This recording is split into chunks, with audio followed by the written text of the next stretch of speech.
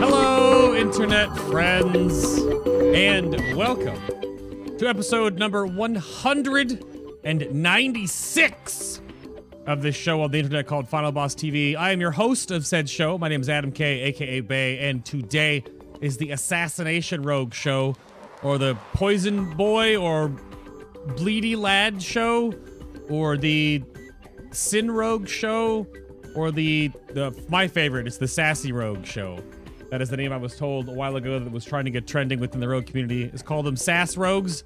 I don't know, chat, you can give me your best, what you call assassination, or of course the YouTube comments, let me know as well what you refer to this rogue spec as. But of course, this show would be nothing without the support that I have been given by some special nerds and ladies over on the show's Patreon page. This is actually last month's patrons. We're making a new credits card soon. I've been gone at the Classic Race to World First, and some things have slipped through the cracks, but thank you very much those supporting the show, the stream, and everything in between, so that I can continuously produce and curate this crazy wild ride on the internet. And of course, if you want more of the live show, there are more podcasts. There are like 60 plus more of these. There's behind the scenes notes. There is apparel every couple of months. A whole bunch more of that is over on the show's Patreon page. You can scroll down through that. If you unlocked one of the tiers, we have one of the BTS Hangouts coming soon with a integration into Twitch now, because I can actually do subscriber-only streams on Twitch. So I'll be able to start doing those for you guys, having AMAs and sit-downs and asking all the questions and prepping new shows in the future with your feedback. If you would like to help me out with that, check out the links down below the stream. But of course, if you've been living under a rock and don't know, and more on this later on in the show, Final Boss TV is now partnered and sponsored by Corsair. So if you have any things you need to look at, bits and bobs and parts and pieces for your upcoming build, then you can go check out Corsair. Also, links down below. And yeah, I hit the wrong button there, but that was a bit of a tease. We have new guests on the show today. However, returning to keep the show afloat and keep everything. You're here to make sure everyone is in order, right? Koji is back. Hello, sir. Welcome back. Hey, thanks for having me. It's great to be back. Now, you're here to make sure these new rogues don't say anything wrong, correct? Oh yeah, I got to keep them in line. Okay. They're Mythic Plus boys, so you know they can get out there a little bit. Well, wait, you and I are on a jar, but they both have a jar down. Is that correct? Ignoring that. For a few weeks. No, for a few weeks. And then there is Selly over here. Welcome to the show, sir. Hello. Your cat's there, the star of the show. Yeah, thanks for having me. Now, Mythic Plus boy comment. Do you have any comebacks to Koji on that one? No, not really. I mean, you already mentioned that, we have a shower down already, so we'll be waiting. Yeah, Koji and I are a little bit behind. And then Flawless pulling up the caboose. Hello, sir. Welcome. Thanks for having me. We can kind of hear you within your smoke bomb right now. Can you hear us? Yes. Okay. Anything you wanted to give to Koji? Any final jabs, considering that he called you a Mythic Plus boy? Can you link your achievement? Wait, which one? Ashara? Oh. Are they ashamed of being Mythic Plus boys? I don't think they should be, right? I like to consider myself both. Yeah. Just it's very reductive in its description.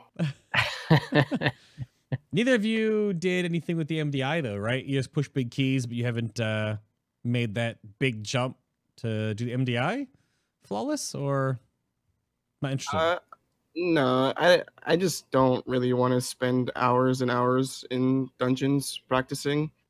Imagine practicing Siege of Morales for 12 hours. Well, that comes with the gig, but then you get all the prestidigitation on the internet for doing big keys and everyone knows about it. And to be clear, both Flawless and Selly have like 21s right now, currently in this season. That's like, I do like 17s and 18s, and I'm like, I'm done. That's it. I'm good. That's all I want to do.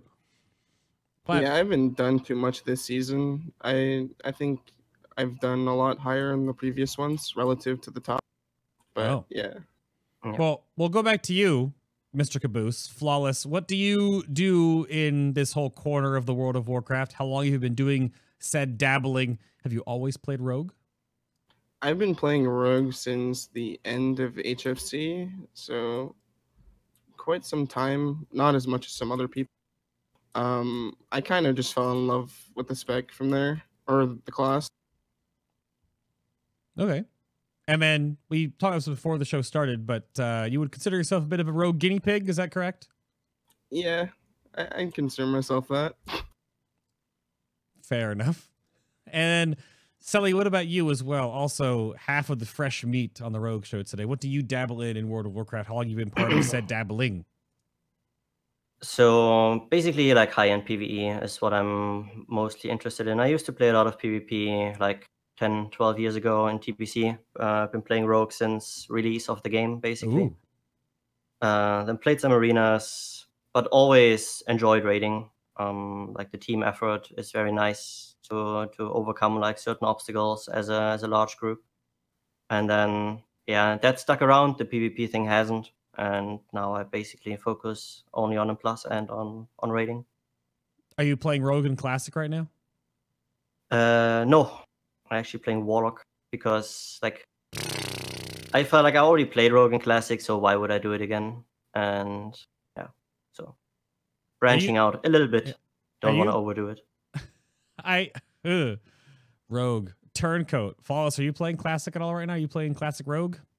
Yeah, I'm playing Classic Rogue. I gotta stick to the Rogue, man. I'm only like level 48 though. I haven't played too much. All right. Big Papa Koji has to show him up. What level is your Rogue in Classic? I'm kind of not playing Rogue in Classic. I have a good reason. I went back. I wanted to play my first character again, so I went back to playing Druid, which was my very first launch tune. So I'm playing Feral Druid, which is basically a rogue. I get combo points. You can't put bleeds up in raids though. That is true. That's unfortunate. But you get to do like cool power shifting stuff. And actually, the feral rotation is kind of cool in Classic. Now, are you going to farm or Gnomragon forever? Forget that stupid mace. Yeah, probably. Ugh. Definitely on my top 3 dungeons that I don't ever want to do. So it's not ideal. Eventually, though, when you're level 60, I'm gonna make a rogue. I had a rogue alt in Classic. I had a rogue and a mage alt back in the day, so I plan on doing that again. Okay. Rogue's fun. And just to reiterate for those on the internet that may not have been here since the previous shows you've been on, what do you dabble in this corner of the World of Warcraft, sir? Yeah, so I work with Mistler and Fu on simulation craft implementation, a lot of theory crafting for the Rogue community for primarily Outlaw and Assassination. Fu and Mistler handle sub stuff. So we do a lot of APL work, do programming work for SimCraft, and answer questions in Assassination and Outlaw channels as they come up. So like I like doing a little bit of Mythic Plus, but this season hasn't been that interesting to me, so I've been focusing on raiding and Classic. Yeah, I was going to bring up that Mistler has what is coagulated the Wowhead guide, for example. I have pulled up over here that we'll reference a few times, but apparently Mistler just plays Subtlety Rogue, so we have a whole different brew of rogues across the board that really fall in love with a certain spec and definitely play one, but again, it's like a community effort to make these guides. It's not just like a one person writes everything in particular. And Gorek, I see you. Calm down. This. Wow. Whoa. Schmitz got dodged. Gorek is doing his Gorek things. Thank you, sir. Yep. Absolute dodged. Yeah, Mistler's guides are really solid. I mean, I think he circulates them to a lot of us to review, and I never had any problems with it. I had some really minor feedback, but he knows the class really well. He just really likes the sub play style and likes focusing on that in game. So that's the first major topic that I wanted to bring up here.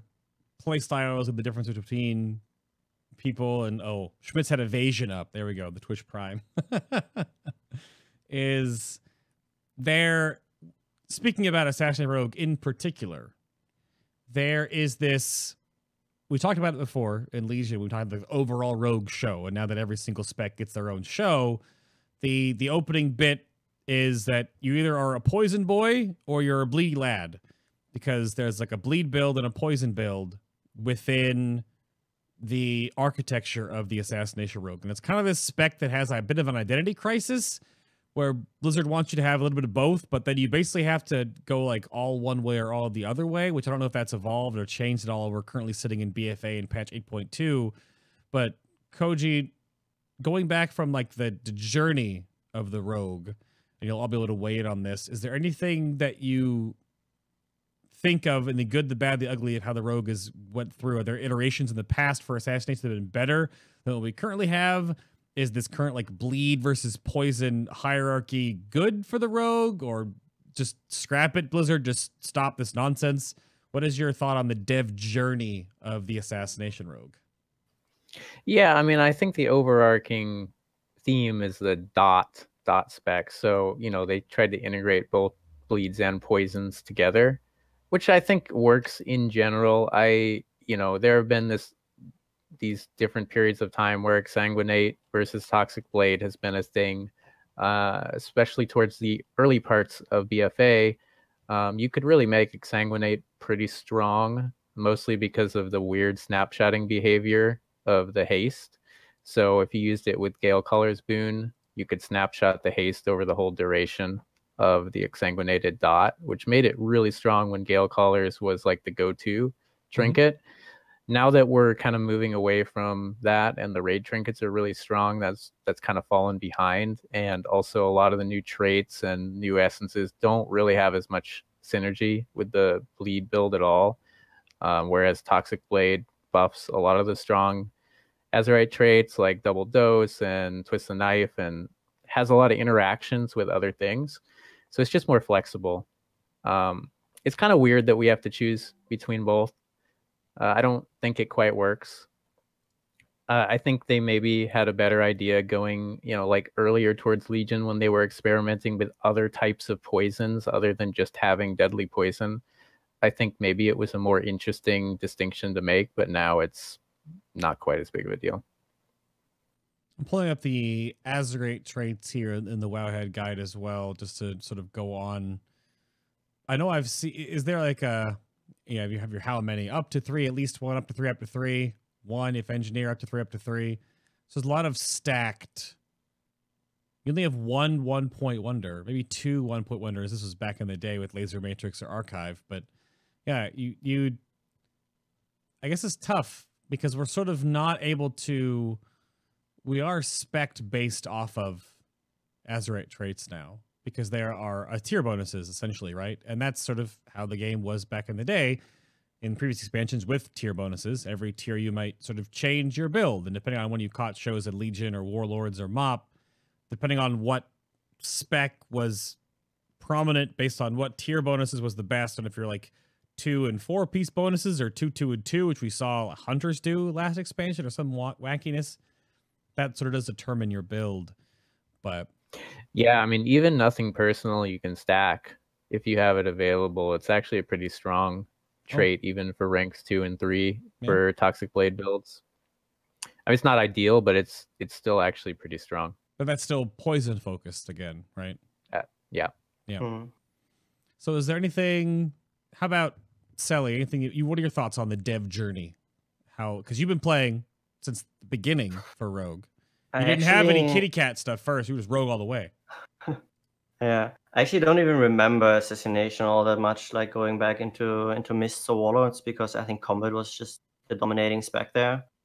Like coming out of Cataclysm, we had Subtlety, like obviously being the by far best spec out of any DPS specs, and then we went into Mists and Warlords. I think I mostly played Combat during those times because it was very fun and enjoyable to play. And yeah, as Koji already said, like at the beginning of Legion, we had Agonizing Poison, which just straight up buffed all your damage wherever it came from, which I felt was kind of interesting because it had like implications for multi-target versus single target. Where if there was a single target situation, you had like this one poison that would boost your damage on that one target. And then for AoE situations, you just swap your poison, which was like a 1.5 second cast, I think, if you glyphed it. I think there was a glyph for that. And so it was fairly easy to swap poisons to go from like a single target to a multi-target situation, which was kind of reminiscent of warrior stances. Mm. And I really like that. And right now it's just things work together pretty well. I think the bleed and the poison part of the spec interact with each other. Like you need both of them to be efficient. And they tried to make bleed like more valuable by incorporating like haste scaling and having mastery affect bleeds as well, not just poisons. But ultimately, it just falls flat in my opinion because there's just no good Azerite traits for bleeds. Like we have one for Garrote, which only works like once every 2 minutes when you use Vanish.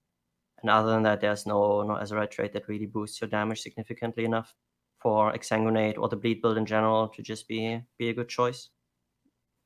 Yeah, part of it is because Exsanguinate itself is a very weirdly awkward ability, and it doesn't quite work how people would expect it to work, because it kind of like just compresses your dot. Doesn't really do anything with like the Shrouded Suffocation trait. Doesn't like boost its value at all. So you have a bleed talent, or really the only bleed talent, just doesn't actually interact with the only good bleed essence. So there's just not really a very good synergy there at all. Hmm. There's just no scaling factor for bleeds right now. I think if they added like % damage onto bleeds with Exsanguinate, the build would be much more viable. Hmm. But yeah, you kind of need both right now for, to play Assassination. Like, there's no, I don't think identifying as like a bleed boy or poison boy is that much of a thing anymore. I think they just go hand in hand right now, for the most part, outside of like one talent. Okay. Then how about, are there any major pieces of the past that you would like to see returned to the Assassination Rogue? And I'm going with you on this one first, Flawless, because you're already here. Kingsbane. I think that made things a lot more interactive, single target, and it was just a very fun ability to play with. Walk me through, how would you actually integrate that? Like what did it do for the rotation in particular? You would just have more like it was just like an extra dot that you kind of pulled for, so it was more interactive in the rotation. It was just another ability to press. Okay. Whereas like now things are just kind of like you just Toxic Blade and cooldown and that's it kind of thing. Oh, there's no timing window for anything that, like, because you're basically talking about Assassination and to a lesser extent, in some degree, depending on procs, Subtlety Rogue, to my understanding. You both kind of pool, like you build to and you wait for your energy to come back up, and then you like kind of burst and you kind of go back up again. So it's like a teeter-totter. But I guess with Lucent Dreams, it's not much of a thing anymore. You kind of just hit things on cooldown. Okay. And that's the rotation. Yeah, I mean, you kind of pool by default with Assassination because the energy regen outside of Vendetta is so low that you don't really have any choice. Okay. So the only time you really actively pool right now is like maybe right before Toxic Blade is coming up, because you want to be able to fit in like as many Envenoms as you can in that window. Right. But it's really not a major consideration because you just don't actually have much latitude to do it. I mean, what he was saying about Kingsbane, I absolutely agree with, because it was a good like medium duration cooldown, especially towards the end when we got the final gold trait, would basically reduce the cooldown based on procs. So in practice, it ended up being like a 20-odd second cooldown, and I think that's something the spec really needs. It needs that extra like short burst cooldown that you have to use your brain power for, because right now it's all just about what you can fit in efficiently to your Vendetta windows every 2 minutes. Hmm. Is there anything you want to see return in particular, Koji? Like, or you all just the Kingsbane thumbs up? I'm Kingsbane is a big thumbs up for me. I think they could do some, Agonizing Poison was kind of cool. It's hard to reach too far back. I was looking when you brought up the question on the prep doc, like there wasn't a lot in say Classic, for example, because a lot of the assassination stuff was fairly passive and it was built around crits, and a lot of the stuff in the assassination tree is just baseline now. So Cold Blood would maybe be the only thing which we have as a PvP talent right now. I actually think some of the PvP talents we have for assassination right now would be kind of interesting if they brought them into PvE. Like System Shock would be really System nice. Shock, I was going to say, is pretty interesting. There's some opportunities there to add some more mechanics that would maybe get you thinking a little bit more in that non-Vendetta downtime. I think that's the main focus of something that we're looking for. I was just tabbing around in Wowhead as well, and we talk about, and this whole topic about the whole like bleed versus poison. And I just wanted to see what you guys had written in the guide and what you had talked about. And in the tabs, there's the poison build and the bleed build. I'm not sure if chat notices the difference. There's the poison build and the bleed build. It just moves. Notice how even the poison build doesn't pick Master Poisoner as a talent right now. What the heck? It just moves a Sanguinate and Toxic Blade. It's it. Master Assassin just switches Master Assassin and you keep Toxic Blade. But like, this is really not a. This is a topic for later on. It's kind of like hinting at how the show's going to go later on, though. Yeah, Master Poisoner, Pepe hands, but Sally, you're the last one up. Anything you like to see return? I would definitely second the Kingsbane choice. For me, and like we already talked about, like multiple poisons. I think that was a very interesting decision. And one thing that I would really like to return is like all kinds of abilities that use combo points in like other ways, whether it was or energy, like in our resources in general, whether it was burst of speed or recuperate as a heal, as a constant heal, not just the cooldown one that we have right now. We had Deadly Throw as a ranged finisher, so to say. We had a bunch of different abilities that used our combo points, because right now, like basically like every spec has like two abilities, one that is like high maintenance and then like one that's just damage. So there's not really that much difference going on between the three specs even. And I think having like a little bit more flavor through additional abilities that use combo points would be kind of nice. I wonder, that's the question that always keeps coming back up, and that's why Koji even went through and looked at the old stuff in Classic for Rogue, how much of that is just baseline now. There's going to be some influence, I'm sure, that will trickle over, because the devs that made Vanilla are not the devs that are making the current retail game. So 9.0 may or may not see crazy shakeup. I'm not going to know if we're going to see that kind of shakeup or just like systematic ones. But that's...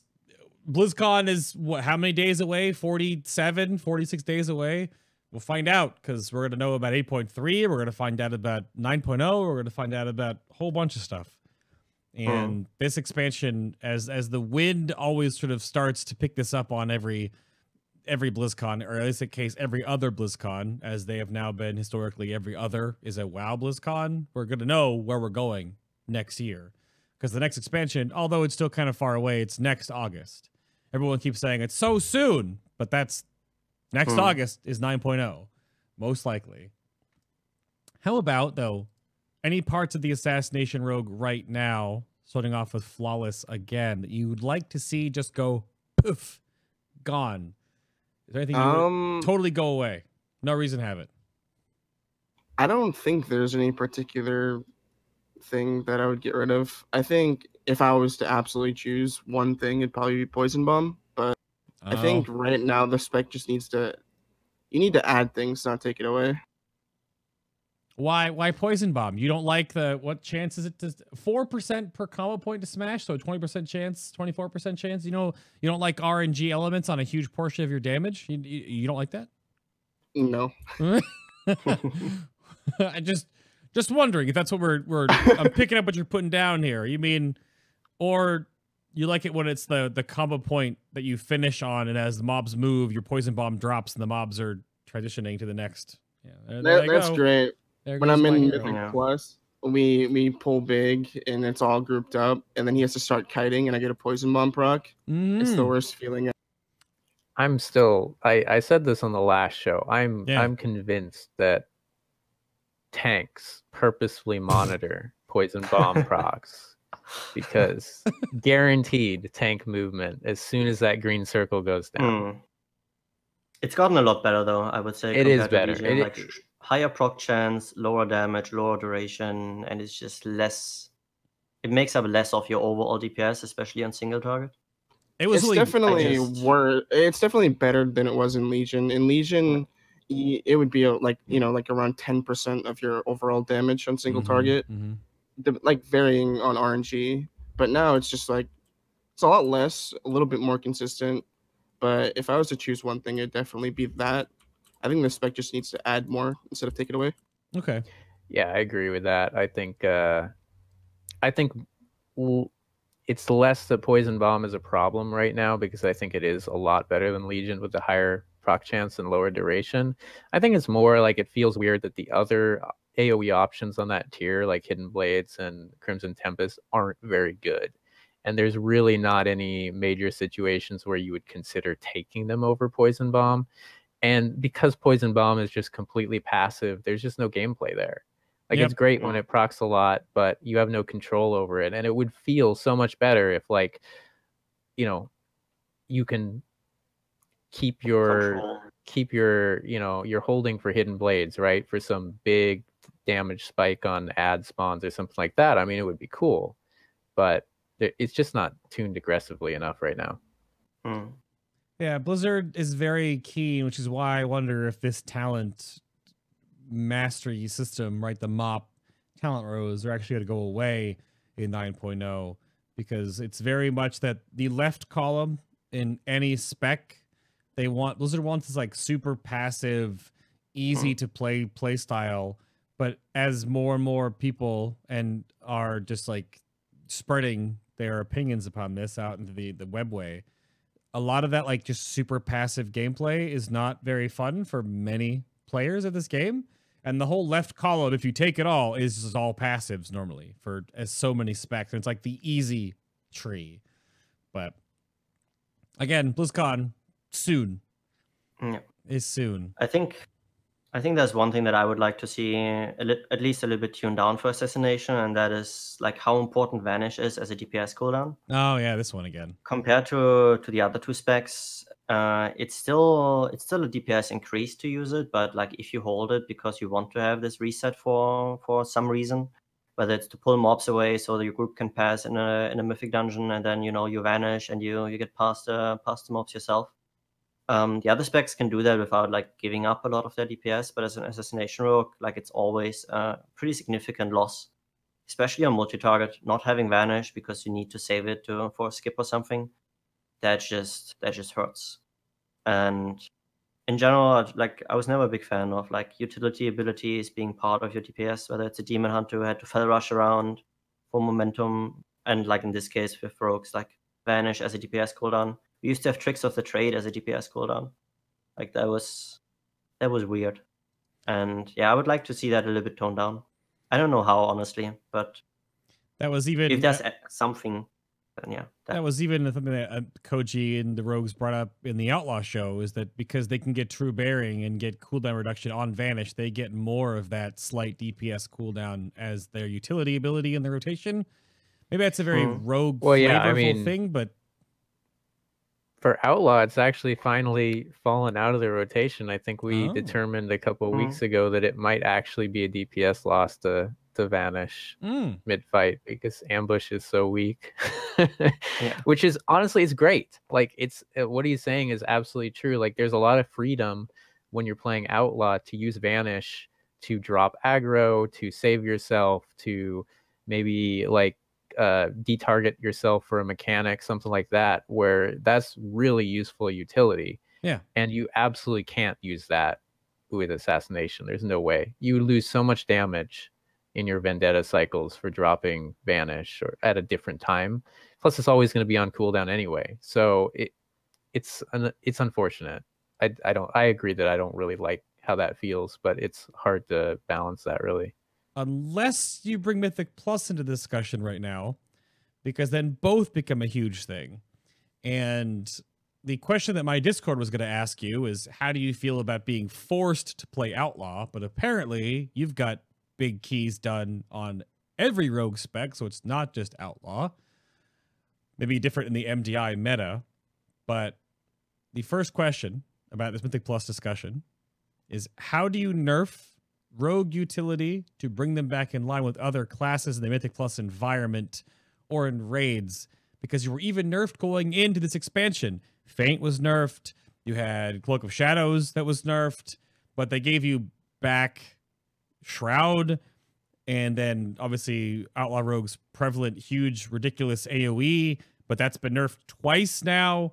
So like, what does Blizzard do? I think Rogue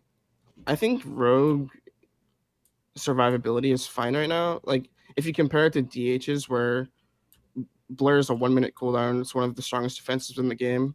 They take 20% reduced damage, magic damage passively, and they're just overall strong. So I think the other melee just need to be buffed in that sense. But as far as Mythic Plus, how we need to be nerfed is just remove Shroud, I think. There's just no way to balance that. Yeah. Well, so you're saying straight up remove Shroud, not give Shroud like an exhaustion, not give Shroud more classes, just gone. Either that or like have like a party wide thing, but that might be hard to implement. But adding it onto other classes, maybe reducing the cooldown, or increasing the cooldown, it's just gonna want you to have more rogues, and yeah, I just think it needs to be removed, or like a party wide.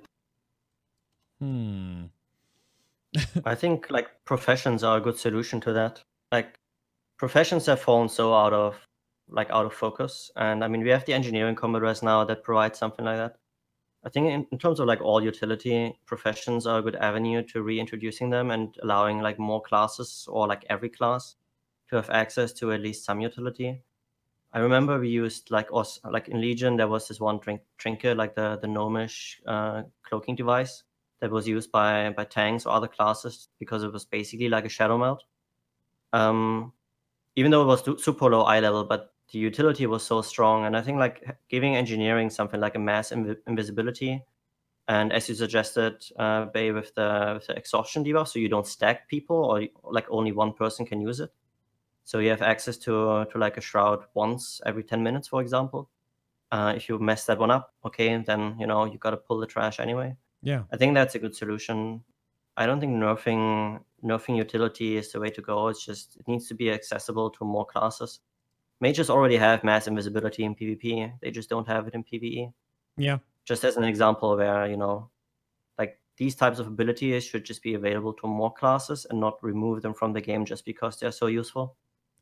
This is a tough one that I talk about all the time, because Blizzard really likes to have those special snowflakes, but then the higher end of balance, and we've seen it, the Mythic Plus, the MDI just kind of wrapped up this current season or this current junket before BlizzCon, but we saw a lot of the same specs over and over and over and over again. It's baffling to me that Resto Druid is still way up there in some of the comps, because it was gutted so hard going from one expansion to the next. But the early, what was it, a few weeks ago before the extra Outlaw Rogue nerfs, it was just tank healer 3 Outlaw Rogues, which is not what the community wants to see. I'm sure the rogues are fine with it. Half the people playing rogues in MBR aren't even rogue players. They're not. So I don't know how exciting the rogue community was about. The rogue community, I think, was a little disappointed that the state of the MDI led to a lot of actual rogue players on live getting nerfed. So. But I mean, I'll let these guys speak to Mythic Plus about Shroud and stuff like that. But I actually think, for raids, rogue survivability has taken a massive hit compared to Legion. It did. I actually think it's massively overrated.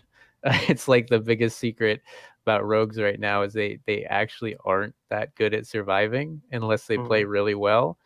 Cheat death doesn't work on a lot of things anymore. Cloak simply just doesn't work on tons of things in raids.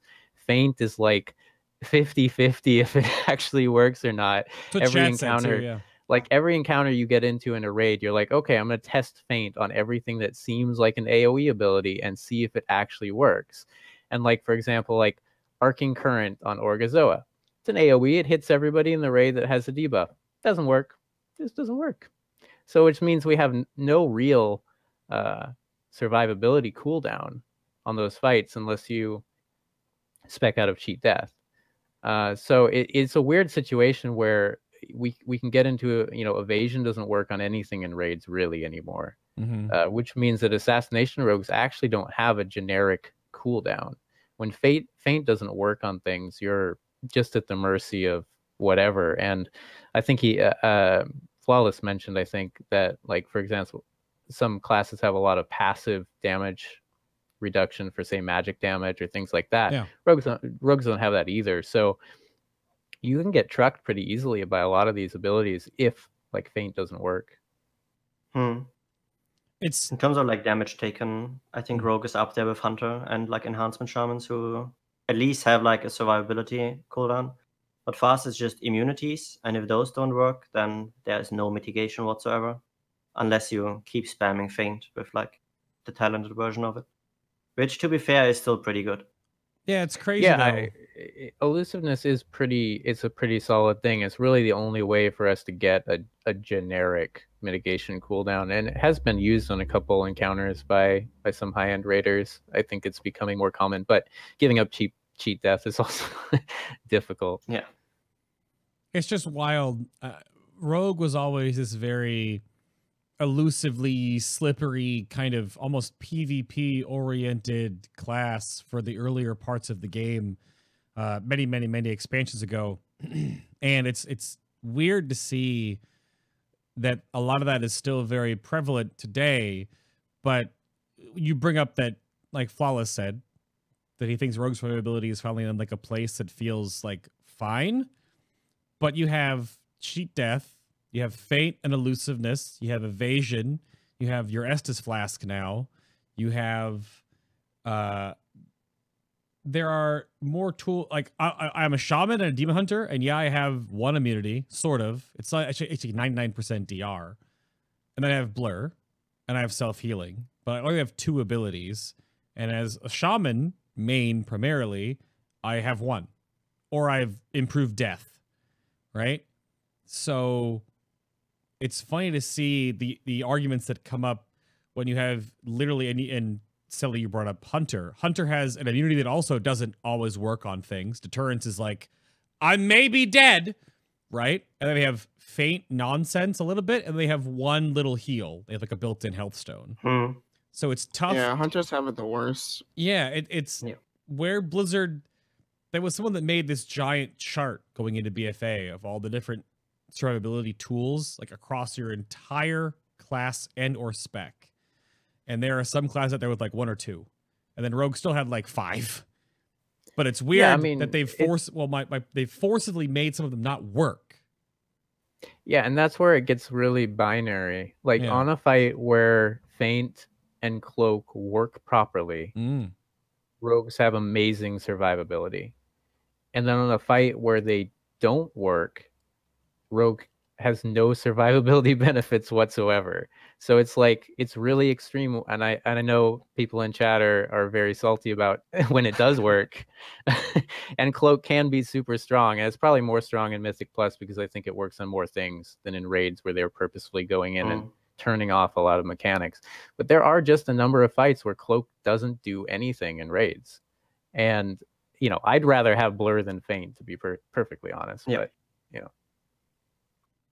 Blur and 20% flat magic reduced damage. 8%. Come on.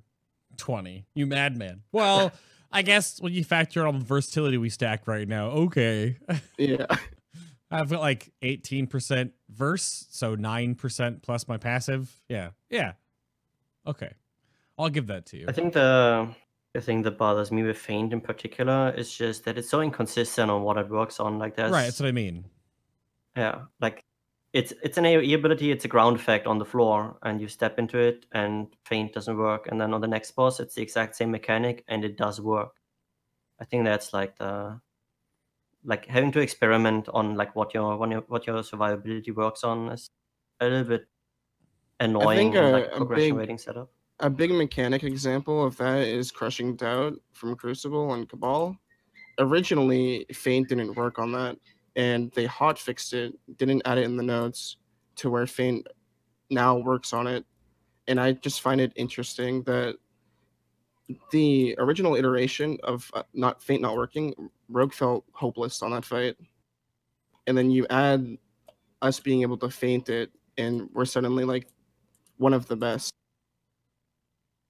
So that's the last little closing point that I had on that too. It sounds like it depends on this, you know, credit where credit is due, and poking fun at this is all good sometimes, but it's very much a spaghetti code, as we're all familiar with, because Koji, you brought up Orgozoa. The Orgozoa AoE isn't really an AoE. It's every single person gets a single targeted hit, versus like an Arcane Explosion style AoE that is a wave-based state effect that hits everyone at the same time based on range. Like that is what Feint works on, but it doesn't work on like the targeted stuff. But then certain things that are an AoE aren't made as an AoE. So then you can't. Yeah, I imagine that a lot of the cloak stuff not working is clearly intentional stuff because they're turning off immunity flags on abilities. But I think Feint being hit or miss is just a lot of the time implementation issues where it's implemented as a direct triggered damage, even though it functions as AoE. Super silly. But a little more lighthearted, or maybe not lighthearted discussion that we're going to have here is, which of you would argue for or against which rogue spec do you feel? I know Koji already had his hat in the ring on the Outlaw show, but Flawless and Selly, which rogue spec do you think does what rogue is best? And that's sort of your overall like pros and cons on which spec is the pure rogue, if you had to like, you know, go to one of those debate battles about it. Selly's probably going to say assassination. That's exactly what I'm going to say too. Oh, so you're on the same page then. Yeah. And presuming that he was going to say subtlety. Well, wait, Selly, what'd you say? Did you say sub? What? Yeah, because it incorporates the stealth mechanic more than other specs do, and I think that's something that's been lost over the time. Yeah, I like the Shadow Strike mechanic and the stealth focus. I think it feels roguey, but I also think assassination gets a lot of that too. I mean, the bleeds and poisons are a big part of rogues going all the way back to classic. So I think it's hard to argue against assassination. If only there was some way to kind of merge those two specs together. Well, this is sort of what the topic of that Ian brought up in his last keynote, essentially, and into the Q&A. The last one we had of his, like weeks to months ago now, was that he basically admitted in their push from Warlords to Legion primarily, and then that tapered into BFA, their focus on class fantasy wasn't class fantasy, it was bestly spec fantasy. And Belialar even came out with a video recently talking about like WoW 2.0, whereas essentially Blizzard has created 36 classes in the game instead of 12. Like, you aren't a rogue anymore. You are a assassination rogue only, right? So that brings up this point of what rogue spec does the best, but what needs to be just melded into the rogue, and then you specialize. Actually, I think rogue was a really tricky case for them too. I'm sure. Because historically a lot of rogue specs before it got really like broken down shared a lot of elements. And even going back to you look at like the classic talent builds, you have combat daggers, you have heavy assassination, you have combat swords, and you have this mix and match between all the trees. There really wasn't like this huge emphasis on one mechanic or another. It really kind of was a lot more fluid between, like, say, backstab versus sinister strike. It kind of like waffled between the two specs. Right. So when they ended up like breaking outlaw out into it, kind of a brand new concept, if you will, they kind of like reallocated a lot of those shared things to either sub or assassination and tried to, carve out some identity there. But I think, it kind of hurts in some ways. Yeah. Yeah, So like for me, Yeah.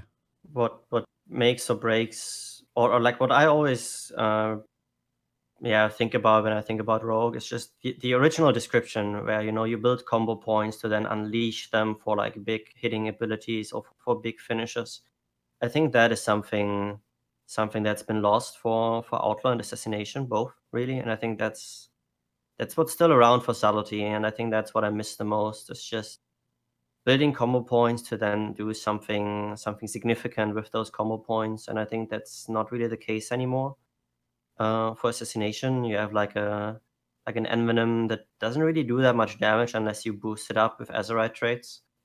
Your dot obviously isn't a big chunk of your damage. Then for Outlaw, you have the buff mechanic, which is pretty significant, but also very random and not like in your face, so to say. And like the Outlaw finishes, if you don't buff them with Azerite traits, it's the same issue. Like their builders kind of deal more damage or the same damage as the finishes. And yeah, Subtlety with the Mastery that just boosts your finisher damage still incorporates this concept of building up to having like these moments of something significant, major happening every 10, 15, 20 seconds, depending on how quickly you can build up combo points. So Flawless, Yeah. defend yourself.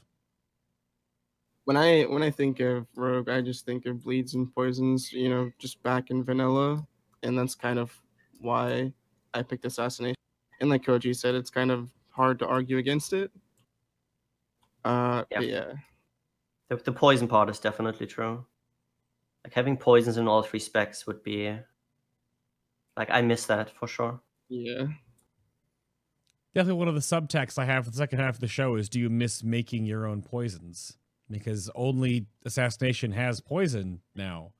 Because they made Subtlety Rogue basically became like Naruto. It's super anime. And then you have the pirate, and then you have the actual like Assassination Rogue, which was a blending of all what we're supposed to be. This very like stealthy oriented bleeds and poisons, toxins, that gross icky. And it's neat to have the three flavors, but they're so apart now. I wonder if that's what Blizzard is now realizing internally, that they've sort of spread the paint, their colors of paint so far. Even though I thought it was weird because they penned class fantasy as their big thing in Legion, but it was definitely spec fantasy instead. Yeah.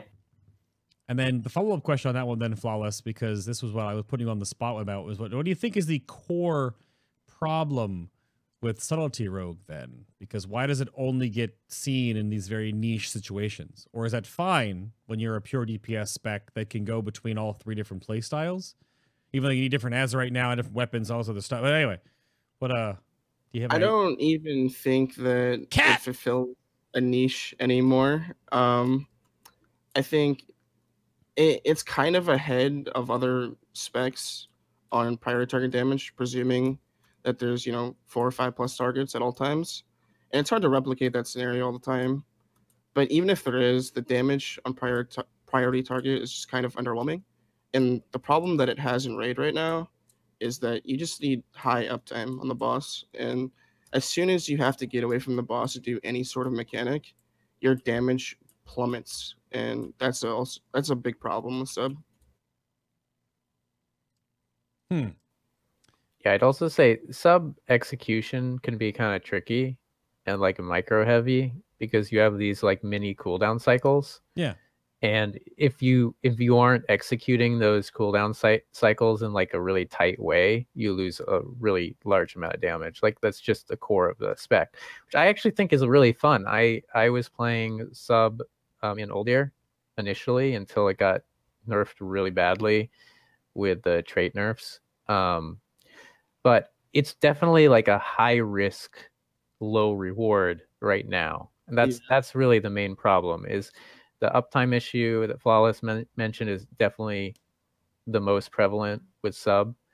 And then just the fact that it's a more difficult spec to play, but the damage isn't there. Like it's in the same ballpark. And I think bringing sub to a raid or Mythic Plus is totally fine. If they're a good sub player, they're going to perform just fine. Mm-hmm. But like, not that many people are going to choose the spec that is harder to play and does slightly less damage. That's the tough part when you play a pure DPS spec. That's why I do these blocks. So we started off the season with we do a rogue, a mage, a warlock, and a hunter show, and then now we're in the second block of that. So we're sort of updating and seeing where these at, because those are the 4 pure DPS specs in the game, where all they can do is provide damage on all 3 of their different specializations. And I know that on the mage show we had recently, a lot of them were like, we can play any 3 mage spec, and we've had shakeups there. And now they're all like fire now because of the new bracers and stuff. And we'll get onto that soon.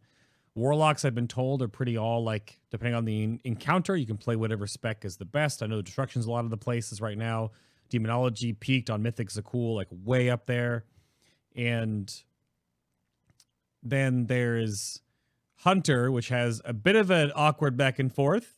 So we'll talk about Hunter later, but then Rogue, I think, sat in that similar place that Warlock had, where if you're really good at this, if you have the gear for it, then you should be able to play whichever one you'd like to play.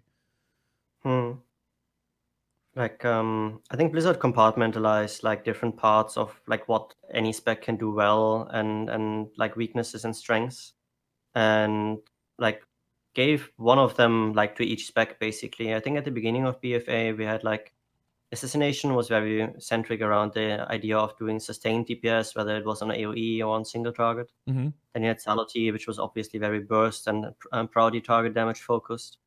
Outlaw had like the big cooldown, so to say, especially for AoE fights.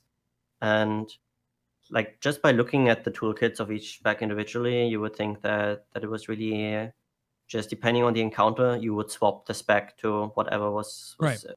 Best in any given fight. And then a bunch of that stuff was just too good. Like, for example, the prior damage capabilities that Sality Rogues had.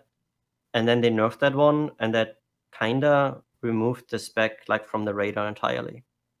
And the same with like the changes to Azerite traits for Outlaw kind of put it up there, at least for M+, for example.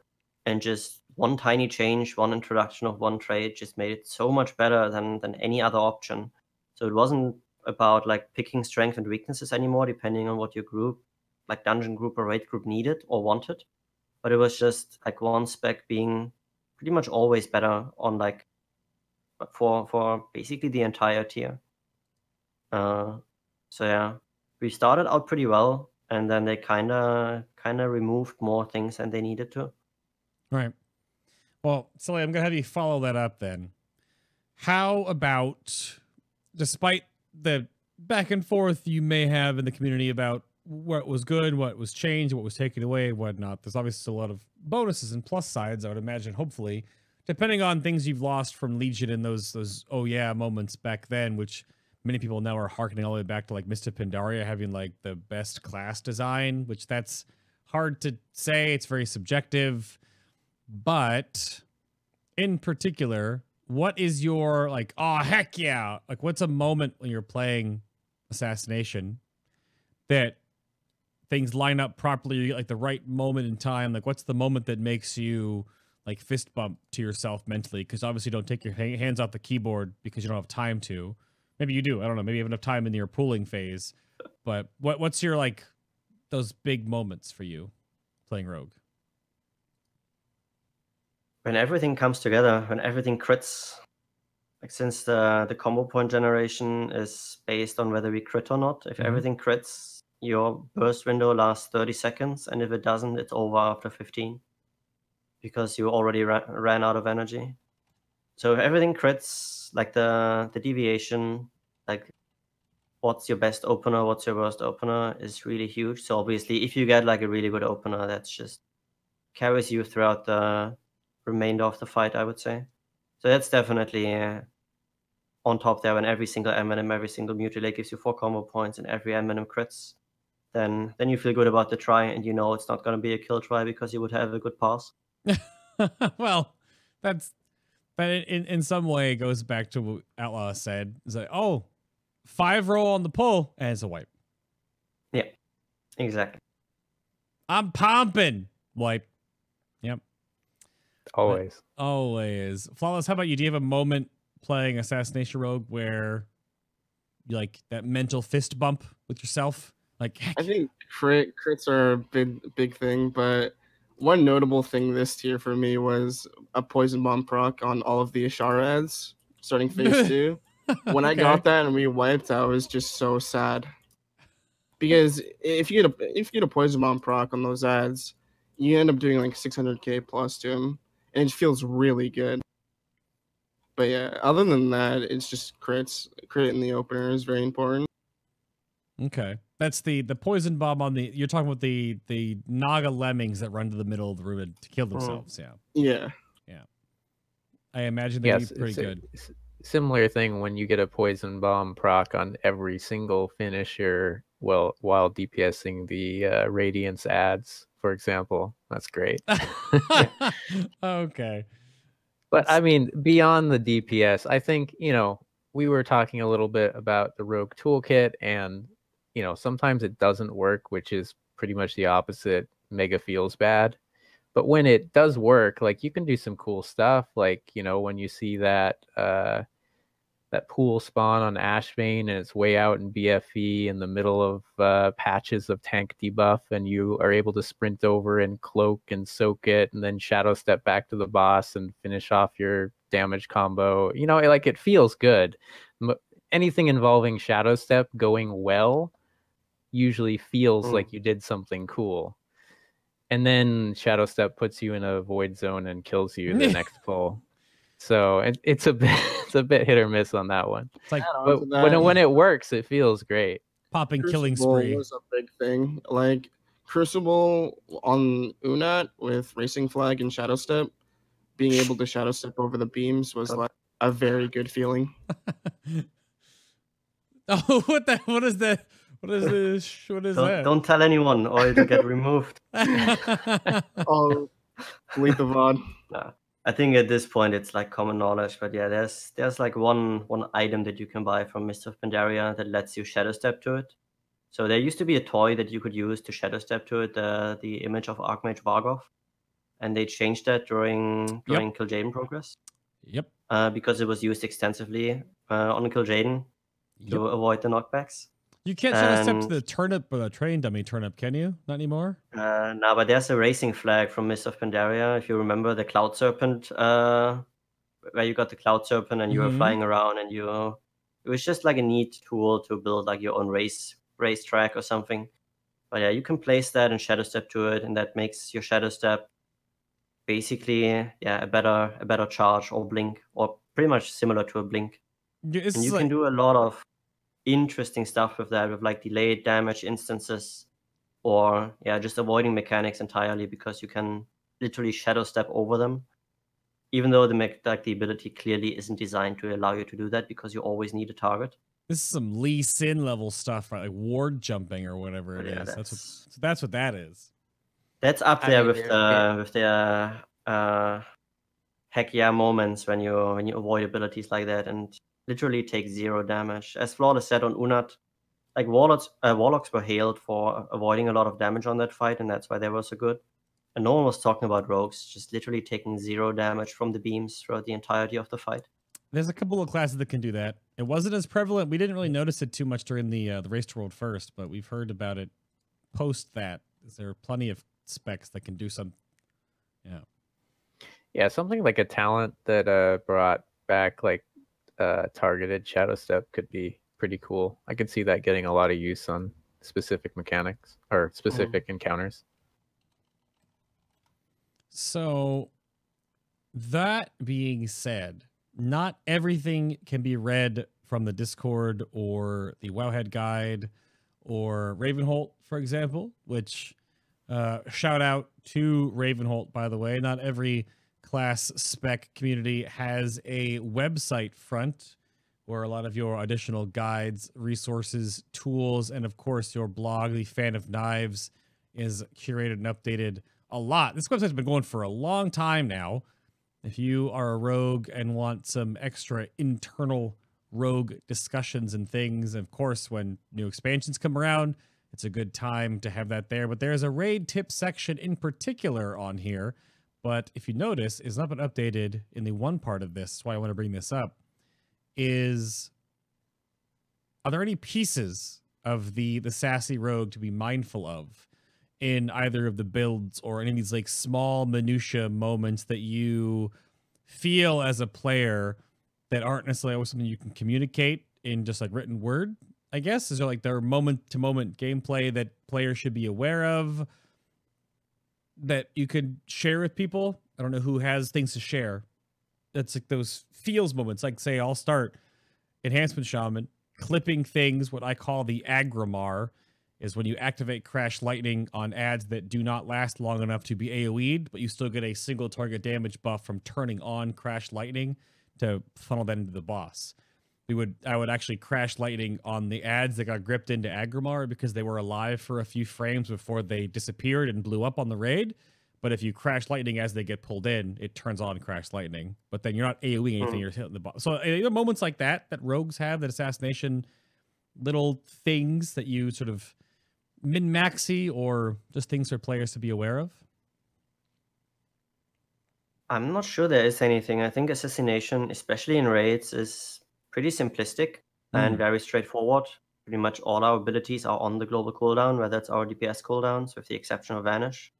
So there's nothing that you really want to macro together, except for like your unused trinket maybe with your 2-minute cooldowns. But apart from that, I think it's very straightforward for single target, and then the entire concept just switches around entirely for multi-target. Yeah, I think one of the trickier parts for people who haven't played the spec a lot yet is getting a good feel for when to AoE and when not to. Assassination really is not the strongest AoE spec right now, and you can put your bleeds up on literally every target in the universe and you're still not going to do much AoE damage anymore unless you get good poison bomb procs. Like Fan of Knives doesn't actually hit like anything anymore. It's basically a wet noodle generator and does very little damage compared to Legion when we had the poison knives trait. So kind of knowing when to do that and when not to, like it definitely helps to AoE, and like say putting Rupture up on a secondary target, like say the Summoners on Zakul, if you're right there, makes a lot of sense. Like why not? It's going to live long enough, get a few ticks in, keep your energy regen high. That's the right thing to do. But you might not necessarily want to use Fan of Knives, for example. Like if you're tunneling the boss and your Vendetta is up and you're on Zakul, for example, you probably just want to use Mutilate and ignore the AoE, because you're not going to do enough damage for it to matter, and it's going to be a pretty big single target loss. So kind of knowing when to play to your strengths as assassination, like usually assassination right now is being brought to tunnel single targets, and kind of holding yourself back from AoE unless you know it's going to benefit the raid, and kind of your objective is kind of like something to just learn over time. Okay. Anything for you, Flawless? Anything you want to share out there? Any nuggets? I think it's like a mix of both for me. Like it's very simplistic single target, but it gets kind of tricky when you add more targets, especially if they're split. Like Queen's Court, especially, you kind of have to know when you want to rupture the other boss, rupture sparks, and it kind of just depends on how long they live. Something like, what's that boss called? The second boss in Radiance of Ashara. I have been asked several times, like, should you rupture little ads, and it depends on your AoE kind of thing, more so than if it's cookie cutter or not, like straightforward. Okay. Then the counter argument to that, before we move on, are there any things in this sort of like deeper dive that players should steer clear of? And this was a part of the discussion that you guys went back and forth on in Discord, prepping for the show quite a bit. And there was a few things that I mentioned in there. We talked about Sanguinate earlier, but Venom Rush and Blind Sight came up as well. I didn't know if there's anything that you wanted to comment on in those in particular. I think Koji sort of brought that up, and Selly was going on back and forth on that one too. So who wants to start with Blindside, for example? It's terrible. Oh, okay. Yes, there's talent that looks like a good idea for execute fights, or like for fights where you want to do a lot of damage during the last portion of the fight. And then you pick it and you realize you do less damage because it just doesn't interact with like any of the mechanics that are being put top of the core gameplay, so to say. Yeah, Blindside was really unfortunate. I think we were all really excited when it popped up in alpha beta, Right. because we're like, oh yeah, that's cool. I remember that ability. That'll be fun. And it is fun, like getting Blindside procs, and I played around with it on beta, and getting into execute phase in theory is fun. It just doesn't do any damage, and it doesn't interact with anything. So it's really unfortunate. I think it's like a 4% DPS loss just to take it and to press more buttons. And I think the current Simcraft APL doesn't even use it in execute. It only uses it when it gets freebie procs, because that's the only advantage. It's even less if you actually use it quote unquote properly and spam it during execute phase. I think it's like a 6 or 7% DPS loss over just using Mutilate. And to be fair, I think most of that just is because it doesn't interact with pretty much our strongest single target trait, which is double dose, which gives us like this extra damage instance when we use Mutilate. Yep. When both poisons proc like off of each hit of the Mutilate. And I think just that trait working with Blindside as well would already put Blindside like in a range where it would definitely be worth considering for execute situations. Maybe tune the numbers up a little bit, but I think the non-interaction with the Azerite trait is like by far the biggest issue. Yeah, I think they probably also should have looked at making it generate 2 combo points, just like Mutilate. The fact that it generates only 1 combo point actually really slows down your rotation during like cooldown cycles, and that's a big reason it falls behind. That's weird. Yeah. It's just a straight up worse Mutilate. And then Venom Rush came up. Oh yeah. I mean, Venom Rush definitely falls in like that talent type you were talking about earlier, where that left-hand side talent where they came up with, super passive types of talents, and it just doesn't do anything. It doesn't generate enough energy to actually be worthwhile. And Toxic Blade is easy enough to use just on cooldown for basically anybody playing the spec. There's really no reason to kind of take the quote unquote simple talent on that row. Right. And it's a weird row that it's in, because Venom Rush is just an energy refund on Mutilate, which I guess the math is split in ones that are way better than others. I think the basic concept might already have some issues. Like if you have a talent row with 3 talents that improve your single target, then one of them is always going to be the best, numerically speaking. Right. The same for AoE. Like it's hard to justify having 3 different AoE abilities or passives or whatever, and like all of them are viable in like one specific situation. Usually it's just going to be one that's going to win out over all the others. So maybe they're not supposed to be like competitive to each other, and it's really just all about like how much effort do you want to put into your DPS. If you don't really wanna activate your brain all that much, then you pick all the talents on the left side. Yeah. And if you want to have like slightly more interesting rotational gameplay, for example, then you just pick everything on the right. But I think the min-maxing kind, and I think we all kind of are like that type of player, we're always going to try to figure out which one is the best one, and then we're going to play that one. And I don't really think that there's going to be any encounter where you will swap on the DPS talents like at all.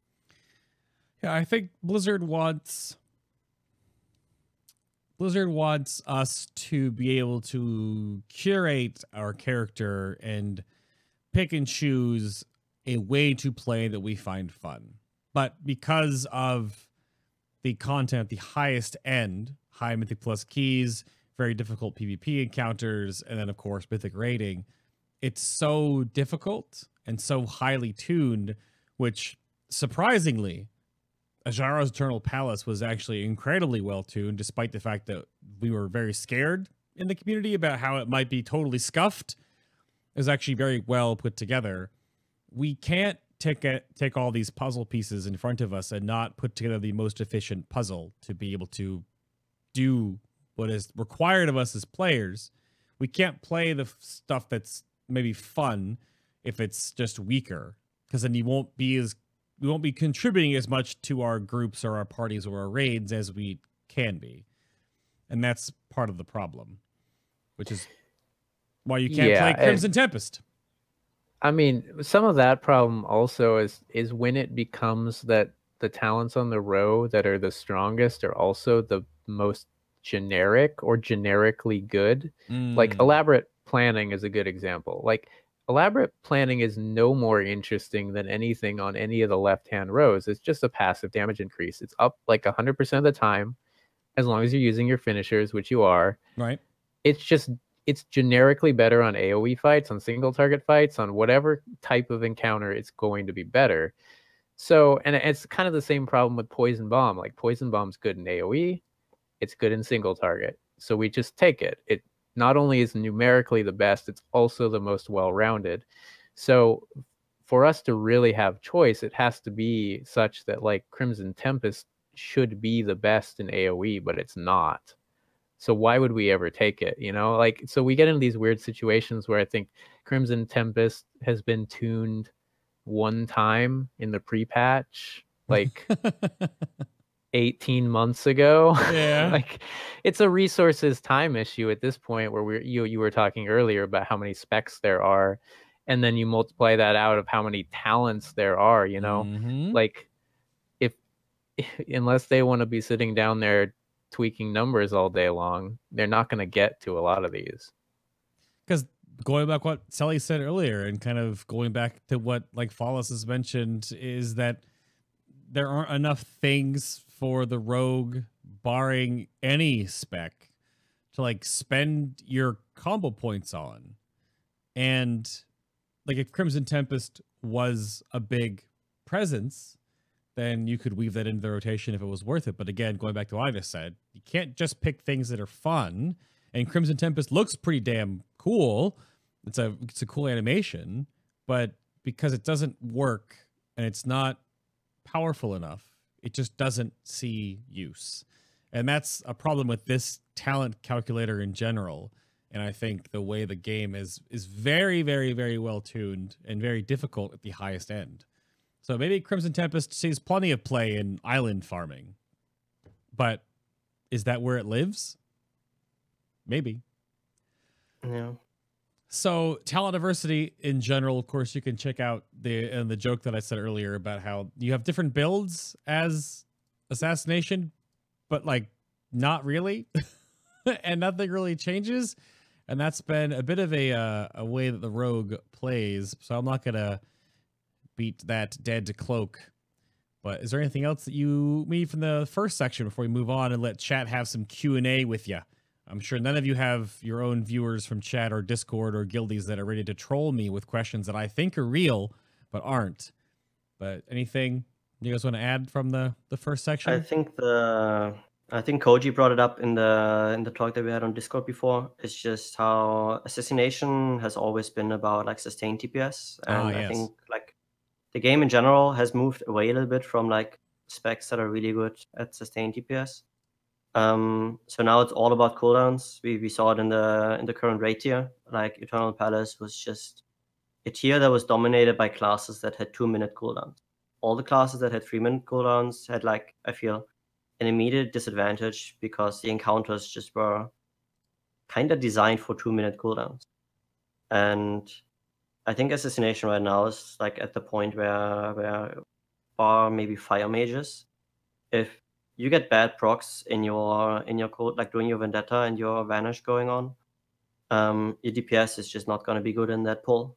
Like there's nothing that you can do outside of your cooldowns to make up for it, basically, because we only have that one cooldown, and then we press Toxic Blade. But as we already said, we press it on cooldown anyway.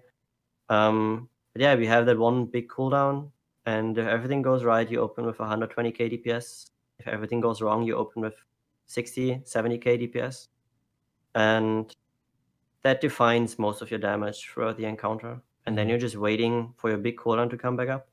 And I think that's kind of maybe the wrong approach for the spec in general. I felt like, especially in Legion, Vendetta had a lower cooldown, first of all, and then we had the extra cooldown that we talked about earlier with Kingsbane.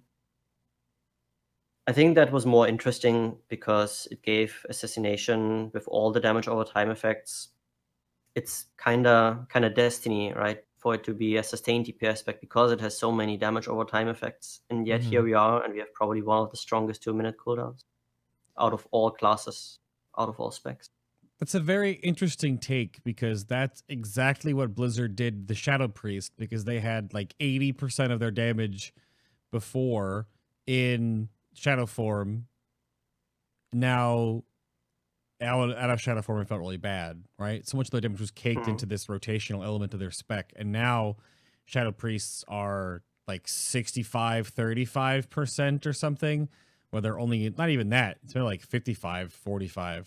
They're actually they don't get a whole lot more in their major like rotational cooldown.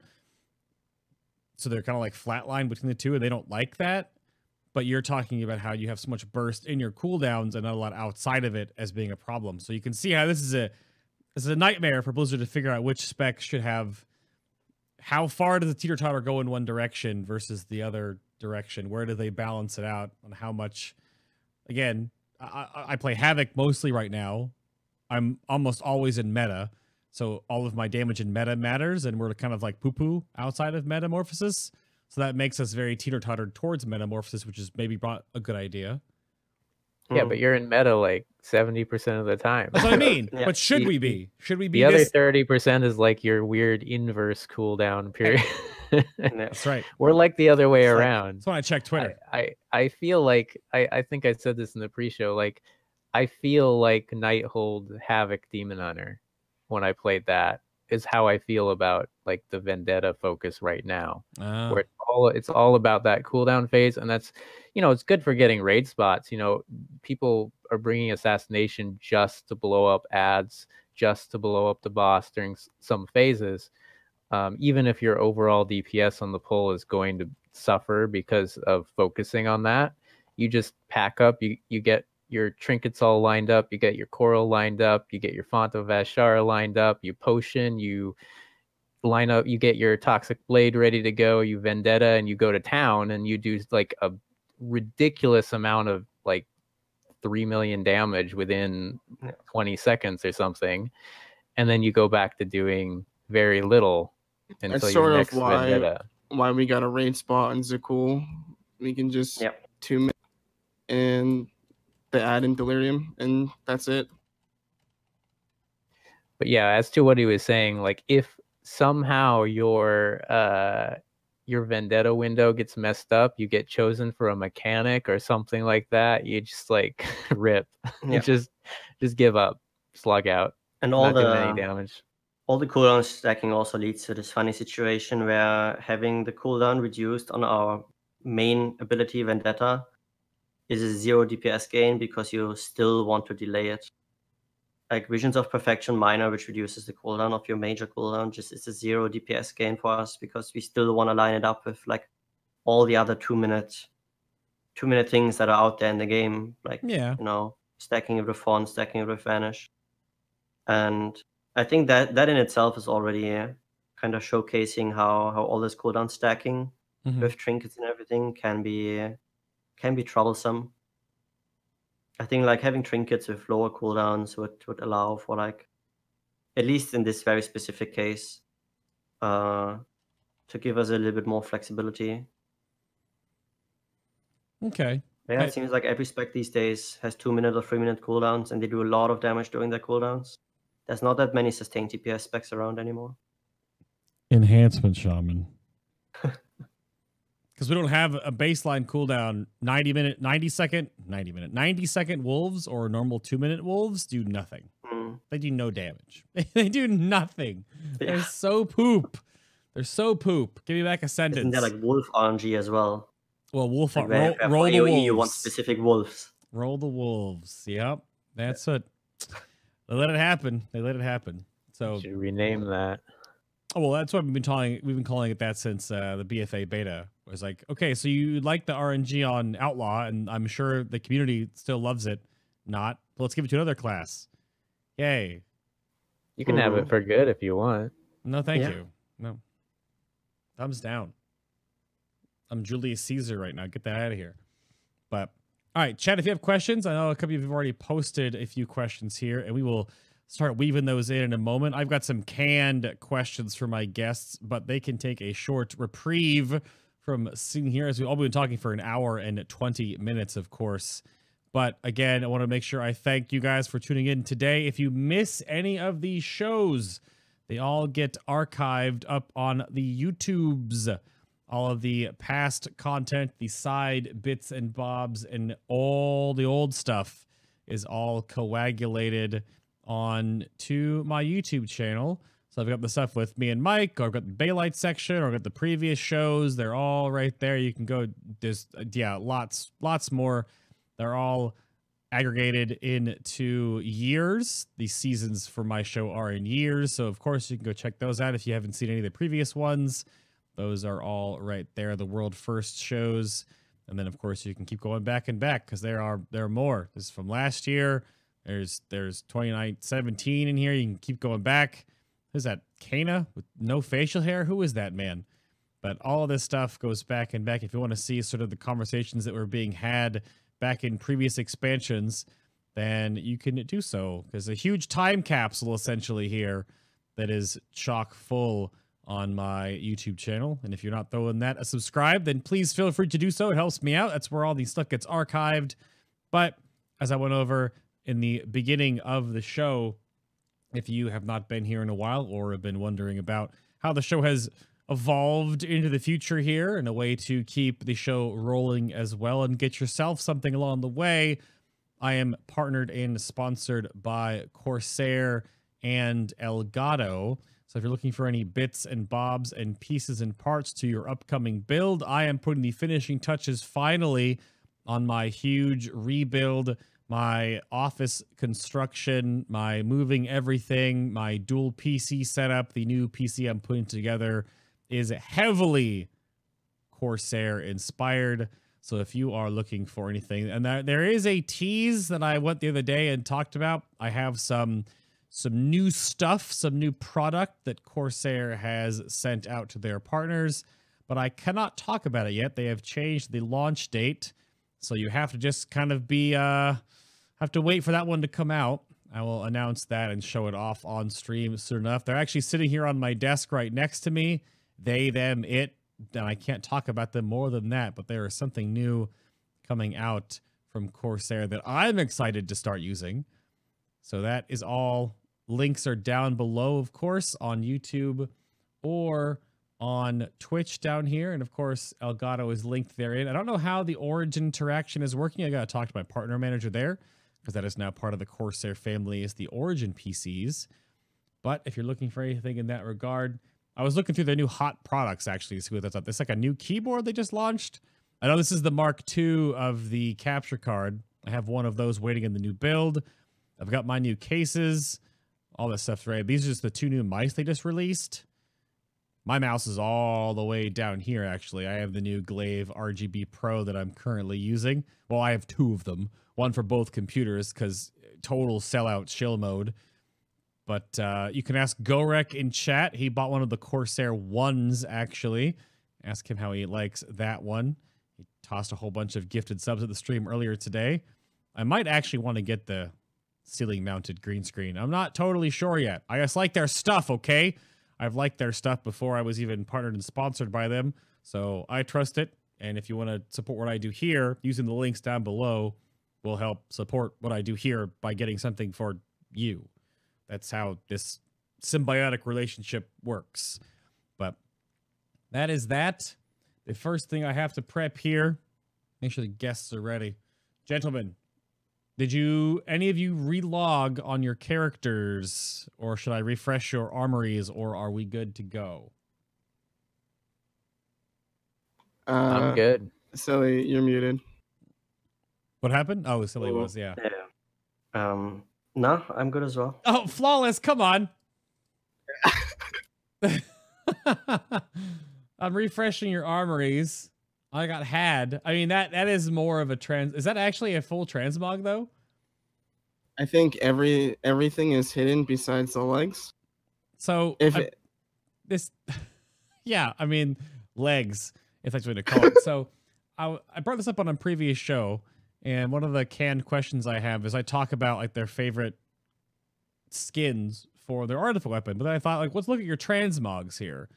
So we've got Koji rocking the female orc, bony shoulders, kind of like super armored up for a rogue, but two different daggers, which is definitely tasteful. I can't. No, that's just that's the armory being stupid and not showing my offhand Kingsbane skin. Ah, okay. So you're double Kingsbane then. Gotcha. Yeah. Okay, so It goes imagine through. that in both. The green dagger, right? Yeah. Yeah. Best one. Easy. So we have this transmog chat, and again, YouTube comments, you can vote.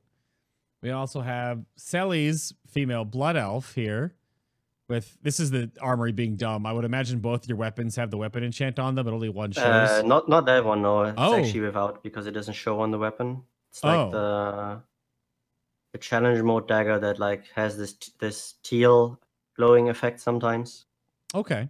But yeah, very bare bones.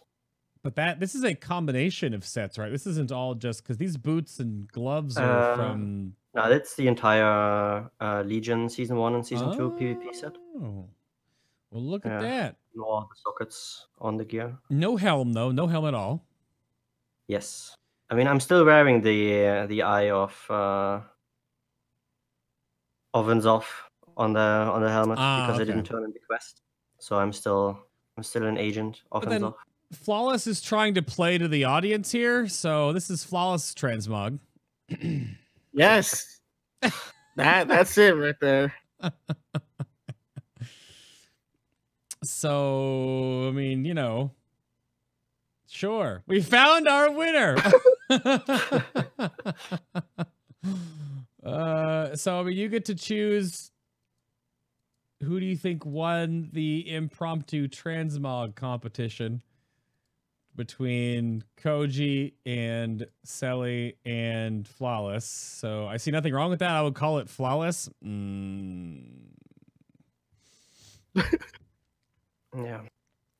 Just for not being a blood elf, I think Koji gets a bonus point from me as well. Yeah, Gorek said If the the female female orc orc- won. Yeah.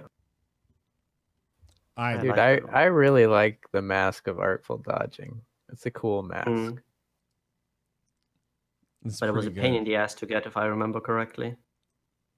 That's pretty good. So, questions from chat and things, and I have some more that I can squiggle in here. But let's look at this. Northern Man always brings in the questions. How much would losing Shroud, which is what Flawless suggested earlier, just took it away. How much would losing Shroud affect rogues in Mythic Plus if damage was the same, but no Shroud? Right now, probably not at all.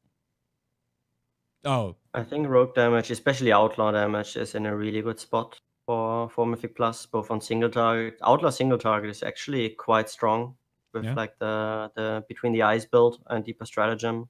hmm. You can have some huge single target while barely losing any of your AoE capabilities. So you would still. And Okay. yeah, the Shroud is nice, but everything that you can Shroud, you can also death skip. So it's literally just a 30-second, 35-second time loss if you cannot Shroud.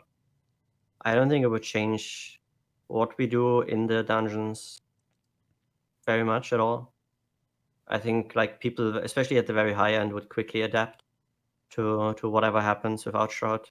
We did Legion and Plus without Shroud for a long time because it only got introduced during Tomb of Zagreus. Up until then, we didn't even have Shroud, and Rogue was still very strong. Didn't you have pylons though? I didn't do. Yeah, but I mean, like that's you still needed to die, so all you saved was a combat dress, and I mean, you can usually death skip with a Resto Druid with a Rogue in the group. Like it's still a time save to death skip with a Rogue in the group because the Rogue doesn't have to die. Yeah, I'm not sure how much it would change for something like the MDI, where they go with very kind of conservative and optimized comps. I mean, in practice, especially for the vast majority of even semi-high-end keys of like, say, 14, 15, 16, 17 keys or whatever, shrouding isn't even really necessary. I think the last 16 or 17 key I did, we didn't shroud at all because it was just more pain than it was worth. But on the other hand, I think that there's a lot more class viability than is made outwardly in the community. I think you can easily bring Rets. I think you can easily bring Havoc Demon Hunters or Windwalkers or Feral Druids or whatever to basically any Mythic Plus key, and really if they're a good player, it's going to be fine. Okay. I think I'm getting trolled, but I keep trying to look over here. It's why I'm not looking at chat right now. What is this whole twist the knife nonsense that they want you to talk about? They want Koji Don't do to it. fight. Don't do it. So I'm looking it up. Twist the knife is a Azerite trait where Venom deals additional damage per combo point, and it lasts for 1 second longer when it critically strikes. People want Selly and I to fight. That's what they want. So it's a troll. it's a trait that basically didn't have any impact until like last season of Mythic Plus. Okay. Where like I was kind of starting to play around with it a little bit more because I just kind of liked feeling like a sub-rogue, where the pools were big. You know, reaping there was a shit ton of mobs, which meant that every Fan of Nice you got full combo points, even though we had to crit to get the extra combo points. Okay. But we still got full combo points. And then you just used Fan of Nice, Eminem, Fan of Nice, Eminem. And obviously by boosting that Eminem damage through the Azerite trait, that increased your damage to the priority target or to the main target. And that made people think, or, you know, that obviously was very strong for the priority target capabilities of the spec. And then there was, ever since then, there's been a lot of discussion about like what really is the best way to get the highest priority target damage out on, like, as an assassination rogue. And yeah, Koji, you know, was usually more on the theory crafting side. I played it, and we kind of, you know, didn't really talk at each other, but like, it was just, yeah. If you look at my armory, if you still have it up, you'll see that I actually have, by pure happenstance, 3 twist the knife traits right now. Whoa. Wait, hold on. As soon as I got that, I remember commenting to Mistler in a private channel. I'm like, Selly's gonna be jealous. But it was actually, I actually think it was a really interesting discussion. I think it's, you know, a good trait. I don't think it's anything mega special. I don't think it's out of line of like the current strength of a lot of the double dose type nothing personal traits. Yeah. It's just a situational thing. I think it was a really interesting exercise because you know, I ended up looking into the APL a lot based on his feedback for, you know, what we could do to optimize priority target damage. And I think we found a lot of really interesting things about, say, like kind of max bleed count target threshold, or where you'd start using envenoms instead of putting up additional bleeds, because you were basically energy capped at that point. And then we also found some pretty interesting things about the fact that, like, just using straight mutilate instead of Fan of Knives up to, I think, like 10 or 11 targets is a priority target gain. Fan of Knives hits so weak, even with like multiple Echoing Blades traits, that if you really do want to funnel a single target, you just use Mutilate, even if you have ads around, because you're not getting enough combo points regularly to get additional Envenoms. So I think it was a good exercise, and I think it was a really fun discussion. That's the type of stuff that kind of pushes theory crafting and like the APL in a good way. So and that's why we have guys like these two around to kind of get that discussion rolling on Ravenhold. I think it's always good to have. I think you wanted to call him a knucklehead. I'll do it for you. Is that what? No, I think his stuff was really good. The problem is, like, just like the MDI comp things, people look at his like Raider IO and they say, oh, he's got 3x Twist the Knife. I can't possibly do Mythic Plus until I get 3x Twist the Knife, because that's what he's running. And I always try to give the feedback that, you know, it's good. It's like a solid approach, but it's, you know, there's a lot of other traits that are probably going to be equally as solid in that environment. Yeah. Assassination has a wide choice of Azerite traits, and with the exception of one of them, they are all pretty good. Like, I mean, Scent of Blood is down the line. It's just not good enough, unfortunately, even though I really liked it. Like, I think Scent of Blood is the most interesting of our Azerite traits, but it's also the worst one, which is kind of a shame.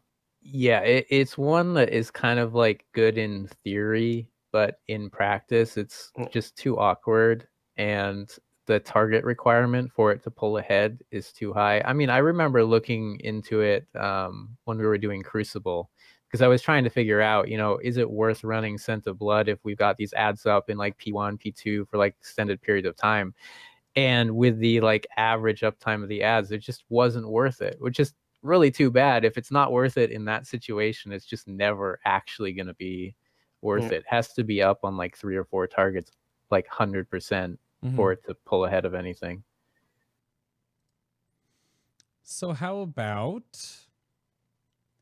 the follow-up question that I had from that one? This kind of goes into that thing with, you're talking Mythic Plus and Raid will be a little different in this regard, is that what are Assassination Rogues looking at for like weapon enchants, stats, gems, and that hierarchy? Is it stack X only, or is it stack X then Y, or is it sim yourself and then stack a different thing? Okay. It's different for every spec.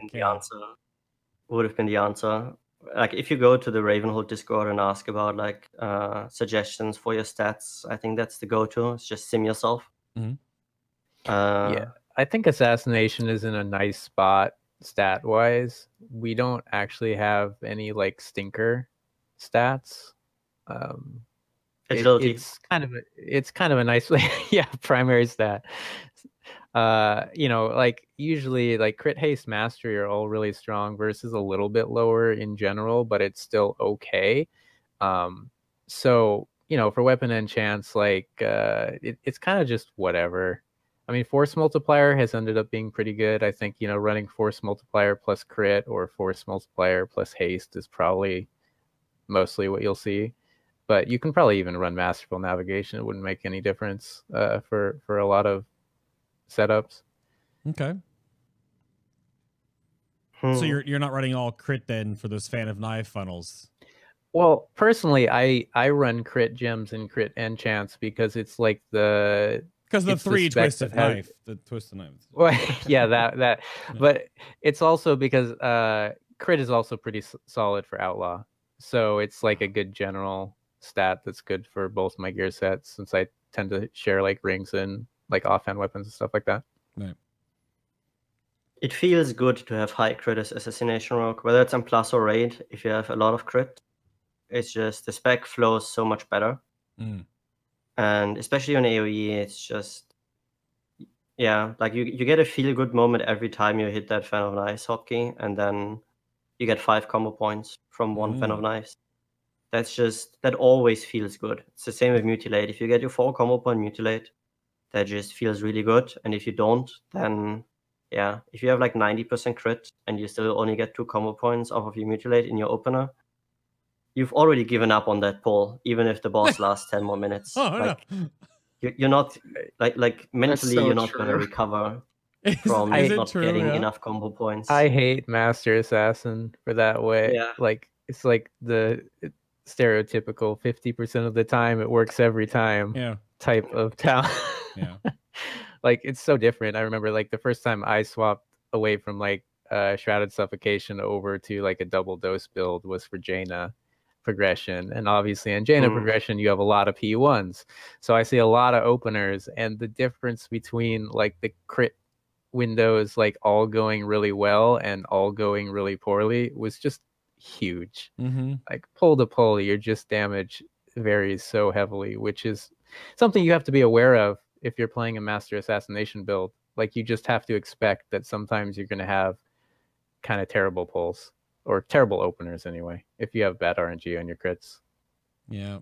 All right, Flawless. You don't have your artifact weapon as your transmog. So what is, if you have to pick, what is your favorite Kingslayer's artifact appearance? The one that Koji has, the Mage Tower one, I think is the best. That's the, Easily. the Ghost Blade. That's the Mage Tower one, right? Yeah. Yes. And it sheaths on the back, which is awesome. It sheaths on the back, but it's like the smallest version. Well, I guess doesn't the Kingslayer sheathing her back overall, right? Overall, it does. Yeah. I think there was some weird interactions with like using transmog on the Kingslayer with like a non-Kingslayer transmog. Okay. Then it wouldn't sheath on the back anymore, I think, or something like that. And I think there's one version that doesn't sheath on the back. Not all of them do. Oh, really? I actually really like the default skin as well. Yeah. I think the Mage Tower one's the best, but the default skin is a cool looking weapon. It's more of like a claw, though, than a dagger. But the whole point of it, and that's what the Cursed Hand, which is like the improved version, it shows you like the poison dripping off of the dagger as part of the effect. Because apparently you're supposed to slash open your target so the poison gets in deeper. Or you can literally punch your target, because all of them sort of have poison vials on like the punch hilt of it, except the Ghost Blade. Yeah. I think I used the red Cursed Hand one for a long time until I got the Ghost Blade skin. Yeah. Sully, do you have a preferred Kingslayer? The Ghost Blade as well. I'm usually the one issue that I have with a lot of dagger skins is that they're too big, and they look more like as you just said, like There's most swords. of these skins, they you could use them as swords. Like if you didn't tell anyone that that's a dagger, people wouldn't immediately think that it's a dagger. So I like the minimalistic stuff. So the Ghost Blade fits right in. It's actually tiny, in comparison. Yeah, it's very small. Like it just looks small compared to all the others. It's still like decently sized dagger. Like the Mage Killer, this is a sword. This is a sword. Yeah, it's especially on a Blood Elf. On a Blood Elf, most weapons are a little bit bigger as well. Yeah. It just looks a little bit off. It's the same with like the armor transmog, where a lot of transmog these days looks kind of like mail or plate, even though it's supposed to be cloth or leather. Right. Yeah, dagger transmogs are really hit or miss about the sizes. Like some of the daggers are really huge. Mm-hmm. Yeah. How about, let's get another question from chat here. So this is a statish one, and I brought up Warcraft logs over here, so I can't look at things in the Mythic Plus sphere specifically, but at least go with this as a topic tie-in. How well do you think Assassination can compete with Outlaw in high Mythic Plus keys, and what would the difference be in composition to make it perform evenly or outperform? And Sally, you have done, well, and you and Flawless, you both done like 20 pluses as Assassination in comparison.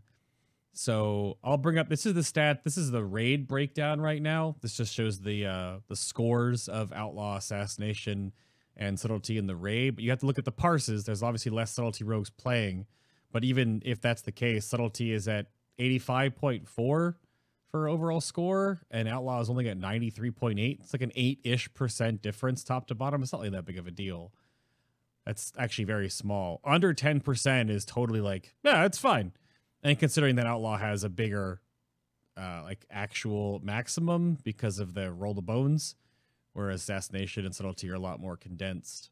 But what do you, I don't know, Selly or Flawless, I don't know which one of you has seen more keys as Assassination and done just fine to squelch the only play combat lol?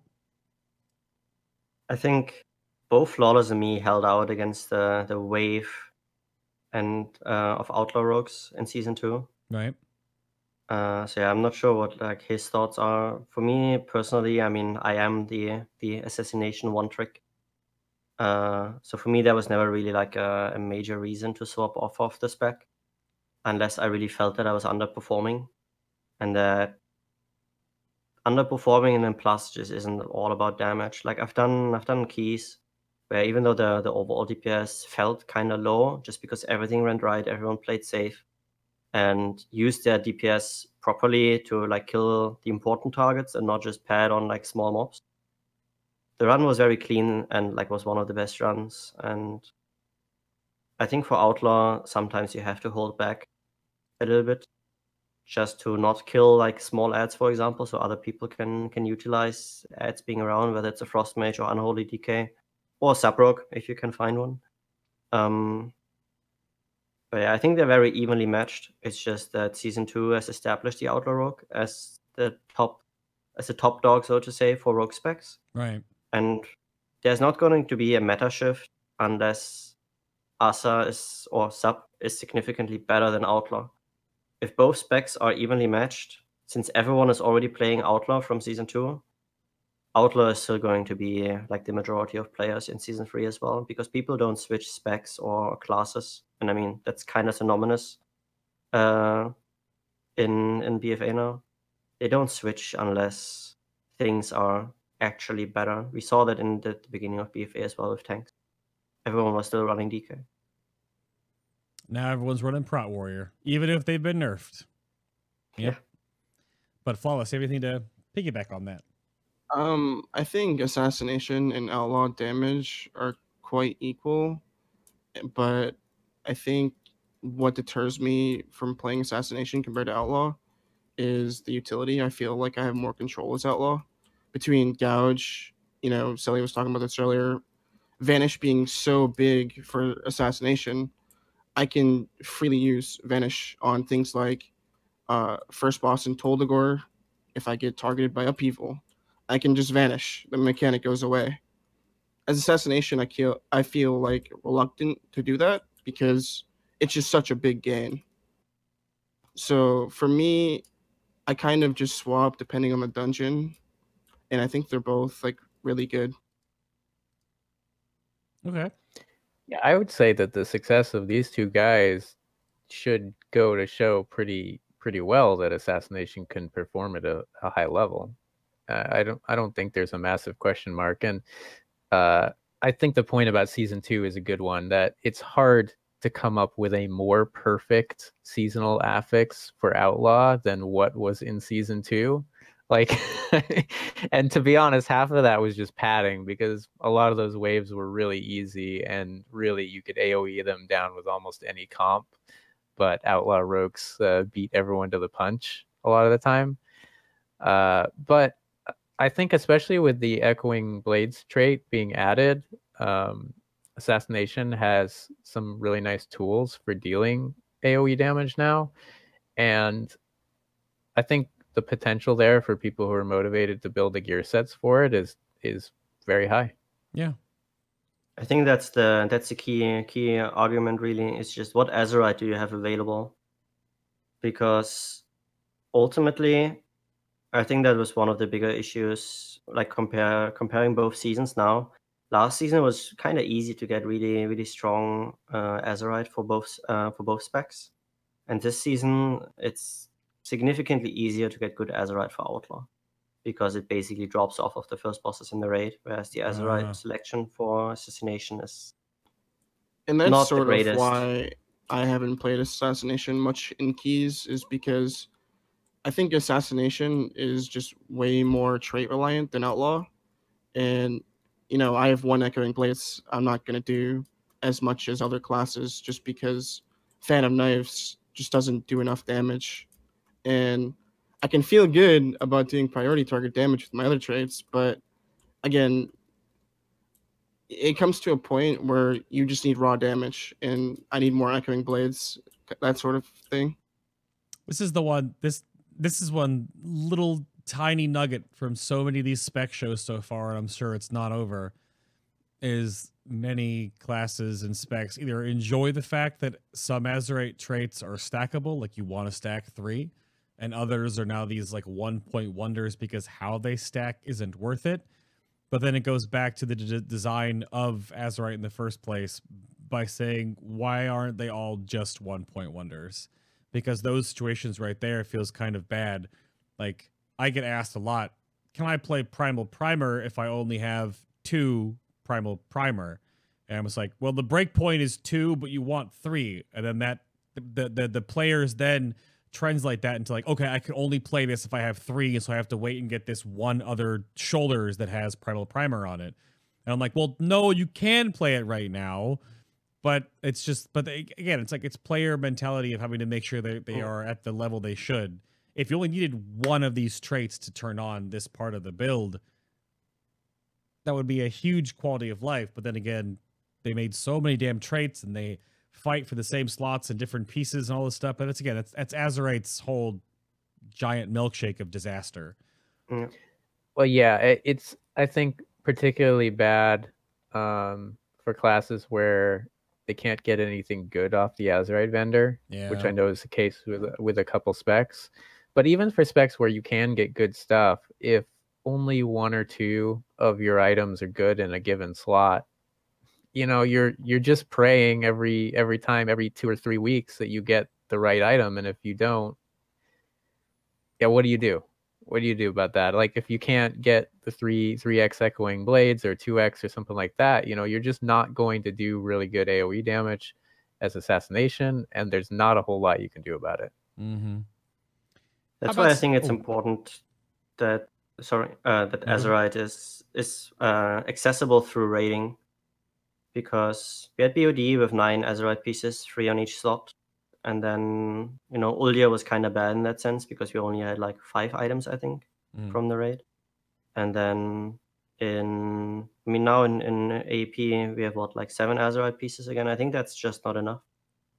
Like, there just needs to be more options to get like Azerite, especially when there's a situation like now where 4+ for assassination, frankly, not a single piece from out of the raid is usable. Yeah. Except for maybe 1, and even that's not optimal. And that's by far the biggest issue.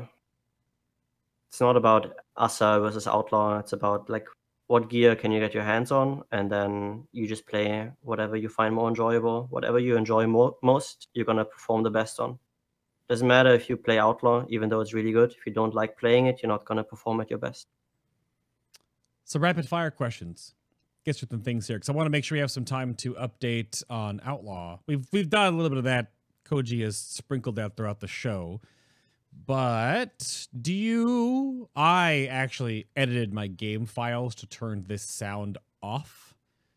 But do you miss the shink, shink, shink, shink noise your Vendetta used to make due to your artifacts trait in Legion? Because I don't. But I also didn't hear it after I manually edited my sound files. Did you guys leave that on for all of Legion? Flawless, did you always hear it, or did you turn it off? Or you? I don't play with game sound. That's what I was about to say. I never heard it, but people would always complain about it. Yep. So I turned it on one pull, and I literally just hit Control S instantly. That was so bad. That's real bad. Yeah, I also have my DBM set to turn off game sound on Ospulse. Really? So I only have prompts and weak auras and stuff. I can't play a game without game sounds. I feel so naked and alone. I used to feel that way, and there was something like I reached a point on Argus progression where I was like, I really needed to focus down on all the mechanics going on, and I tried it, and I realized, wow, this is really nice. There's just so much, like, so many sounds from other players' abilities nowadays that it's just really distracting. It's very much like the particle effect issue. Yeah. That if it was just your sounds, I think it would be nice, and I'd probably leave it on, but it's just a lot of clutter. Yeah. Yeah. Same for me. I think I stopped using in-game sounds when I repeatedly hit a button and the troll that I was playing would constantly tell me that I didn't have enough energy. Well, you could turn off error sounds, you madman. Yeah, what is this, for me, classic? it just felt easier. Add on to disable error sounds was, I think, one of the first things I ever installed in WoW. Yeah. Do you guys miss the ability to do like range damage because you don't have a range slot anymore? I know you have like poison blade, right? Poison dagger. But you don't have like a gun or a bow anymore, right? Do you miss having a gun and or a bow? This is a classic tie-in. For flavor, yeah, I would say so. Like, I kind of miss, I mentioned it earlier, like the deadly throw, the ranged finisher that was like really good because it interrupted targets as well. So it also had like actual use in PvP and sometimes in PvE. So if it's well thought out, then I would definitely like to see it return. But if it's just there for flavor, then I don't think we'd ever be in a situation where we'd want to use it. Unless it was kind of free damage. But right now, just using, like, even if we're not in melee, we're not using our ranged ability unless we're actually overcapping energy. We're just standing there waiting. Because it's just a DPS loss to use your ranged attack. Unless, yeah, you're overcapping energy. Otherwise, you'd rather wait until you can hit a target again. Yeah, I've hardly used it at all this tier. I mean, remember using it a fair bit on like Avatar or some of the Antorus fights where you were out of range a lot, but it's not very good. But I think, Outlaw should have a ranged weapon slot for sure. Well, you do have your pistol. I mean, most of their damage comes from pistol abilities, either Deadshot or between the eyes. So it does. They probably use their weapon. They use their weapon more than Beast Mastery hunters, in theory. Yeah, that's a big sad. BM Hunter is in this slant somewhere, so we'll slot that in and we'll talk to them about their current situation. Even though they have 4-button rotation now, I called it. 4 buttons, huge pog. Yeah, it needs to be doable with the PlayStation and Xbox controller once the game comes to console. Don't propagate that. It's not gonna happen. Even though it'd be fine if it did, but whatever. Let's see. Looking for a few more. Unless here, Koji, catch me up. Has anything changed? What are your findings for the outlaw rogue? I mean, sorry, the combat rogue. I mean, sorry. What are the Azerite and essences and things of that nature? What is sort of the hierarchy you guys have found out? Has anything changed? We haven't talked since March about the pirate. Yeah, I mean, not a whole lot. I think there have been some subtle shifts recently about using deeper stratagem instead of vigor, and that's mostly because there's a lot of really passive sources of haste now with all the essences and essence procs and stuff like that. And Outlaw is getting to the point where they overcap energy really easily, so vigor has a pretty reduced value. And then that deeper stratagem thing, because we're able to go up to 6 combo points now, has made the trait for between the eyes, its value is increased because that scales with combo points. So you have a higher chance of getting the combo point refund. You get more combo points from it. So there's been a subtle shift away from Deadshot over to the Ace talent, or Essence, sorry, and trait even. There's way too many mechanics. But No, overall, but this game is like, super simple right now. but overall, it's more or less the same. The rotation is the same. There's some minor tweaks to roll the bone logic and AOE that we found, but it's super minor. Like we're only talking a couple percent for the min max Mythic Plus types. But overall, it's more or less the same. What it does mean, the good part is that Ace Up Your Sleeve was kind of on the weaker side before. It was like an okay filler, and it's gone up to being kind of towards the top end with Deadshot, which gives Outlaw a lot of really good trait options on gear. And as was mentioned, a lot of the raid gear is set up in a way for them to take advantage of that. Okay. So Outlaw Azerite setups are pretty simple right now. That's and good. easy to obtain. It definitely didn't sound that simple at the beginning of the expansion, but then again, that was before all this stuff changed. I think in the notes, that was part of the... Because I started the show as like post Uldir, so we hadn't gotten into the new phase of Azerite and obviously essences, so... All right. Yeah, and like essences obviously are a big thing, and people ask about which ones they should use a lot.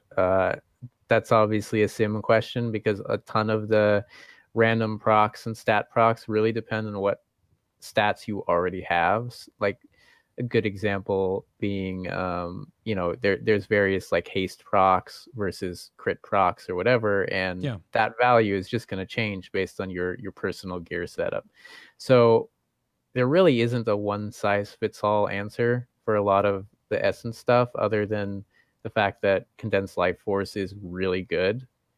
But for the other ones that slot in, I think there's a lot of really good options actually for both Assassination and for Outlaw. And a lot of these, second and third slots can be interchanged depending on what type of fight you're on.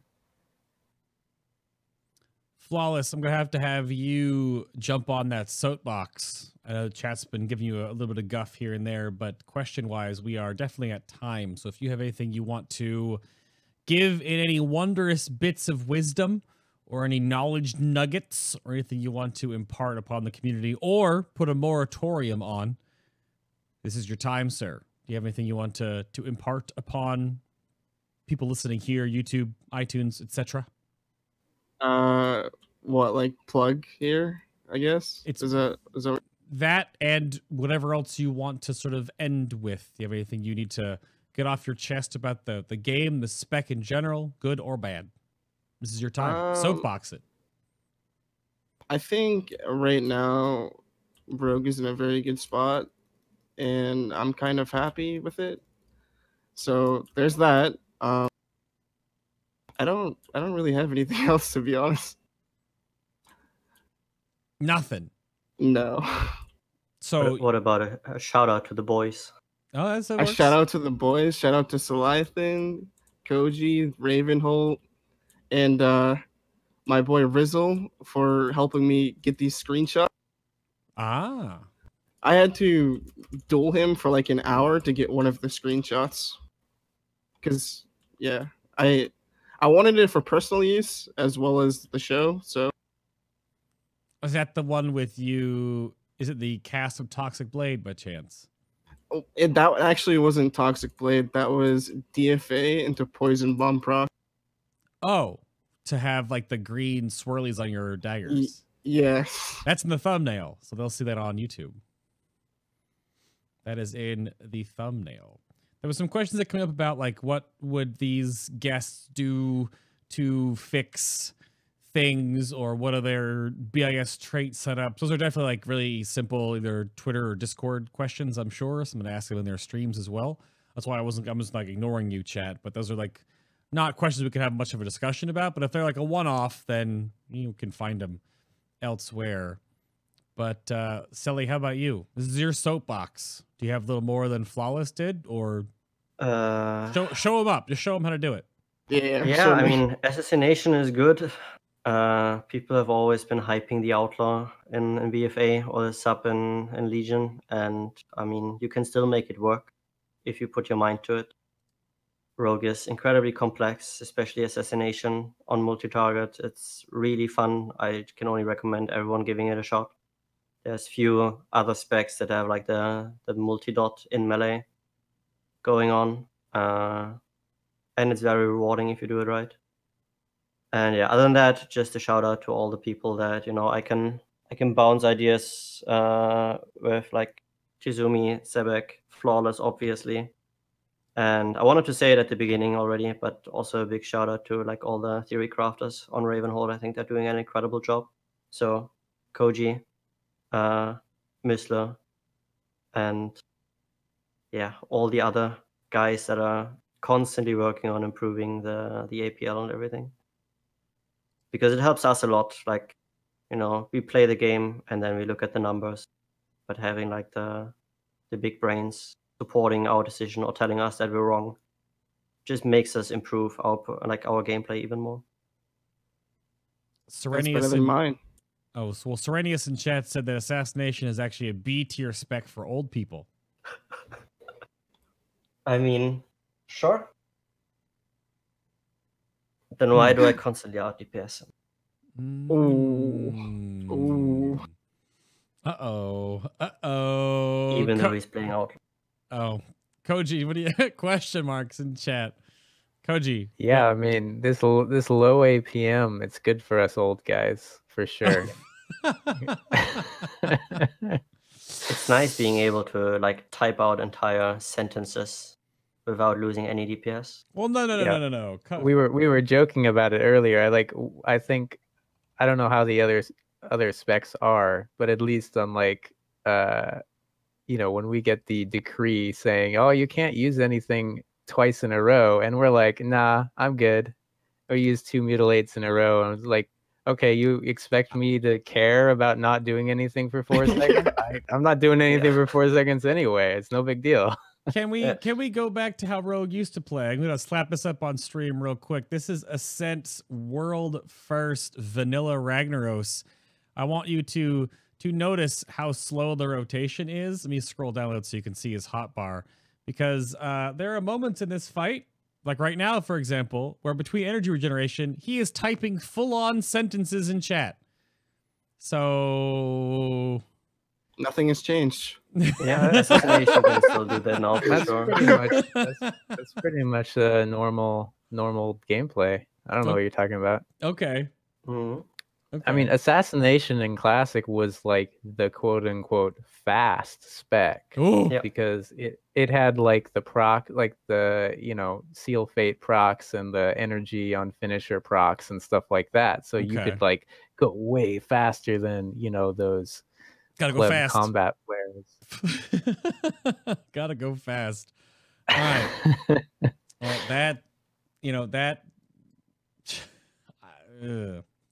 that's that, I suppose. I pulled up the wrong song because I am a big dum-dum. Here it is. But that's gonna do it. So chat, if you have any questions for our guests, of course, as I outro us here and push this little gray button. Where is it? There it is. That's going to do it for the Assassination Rogue show. Of course, there'll be a little bit more show for those that are supporting the show directly over on Patreon. We'll sit down with the guests right after this and have a little bit of wrap down. I have a few questions that I'll ask them in that BTS podcast to keep the show going. So if you want to take a listen to that, of course, that's over. Links down below. It's the $2 tier on Patreon. You get like 4 more podcasts a month for helping me out when you do here directly. But around the table again, Flawless, thank you very much for your time today and the screenshots and taking a little bit of flack in chat. But you can go give him more of that on his Twitch page at Flawless Please. Or sorry, Please. Flawless Please. Appreciate you having me on. Yeah, man, it was good. Well, if Parya didn't suggest you, I would have been like, who's this noob? 21 keys? Nonsense. But at least you're not a one-trick. Like this guy over here. Disgusting. Yeah. There is Cellophane. He can go. Now his Twitch is Incarnated. Is that correct? Yep. Is that an old name? Yeah. Pretty much one that I exclusively used when I was playing like Dota and Counter-Strike. And when I play an RPG, I kind of wanna have a name that's a little bit more fantasy-like. That's fair enough. I had to ask him how to pronounce the dang name. I was going to call him Celery from now on. So get that That's trending, fine as well. Ravenholt. That's fine as well. But yeah, Thank you for your time on the show thanks for today, having me sir. as well, obviously. Yeah, that was really good. And then Koji, did they say anything wrong today? Nah, they're all good. Okay. I like chatting with these guys. They're great, and you know, like they were saying, the theory crafting community on Ravenhold is really strong, but we get a lot of support from guys like this who are active in the channels and interacting with people, and also bringing up good stuff for us to look at. So I mean, I think the community as a whole functions really well, and it's a good reason that like the rogue theory crafting is considered really accurate. So I mean, we wouldn't be able to do that by ourselves, so it's great. It's definitely a huge community effort, of course. And again, shout out to Ravenholt, who's sitting over here on my other monitor. If you want to read all the bits and bobs, join the Discord, of course, for Ravenholt, and keep up to date with all the different informations there. But please check the pins. But if you have questions for all the guests, they have the resources that are there, their Twitch channels. Koji is only in Discord because he's old man status. You can't have the Twitters and the Instagrams and the book faces. Can't keep up with that, can you, Koji? Yeah, you know, I would stream, but I just figure assassination is really boring to watch. I'd just be typing the whole time. It's really not that interesting.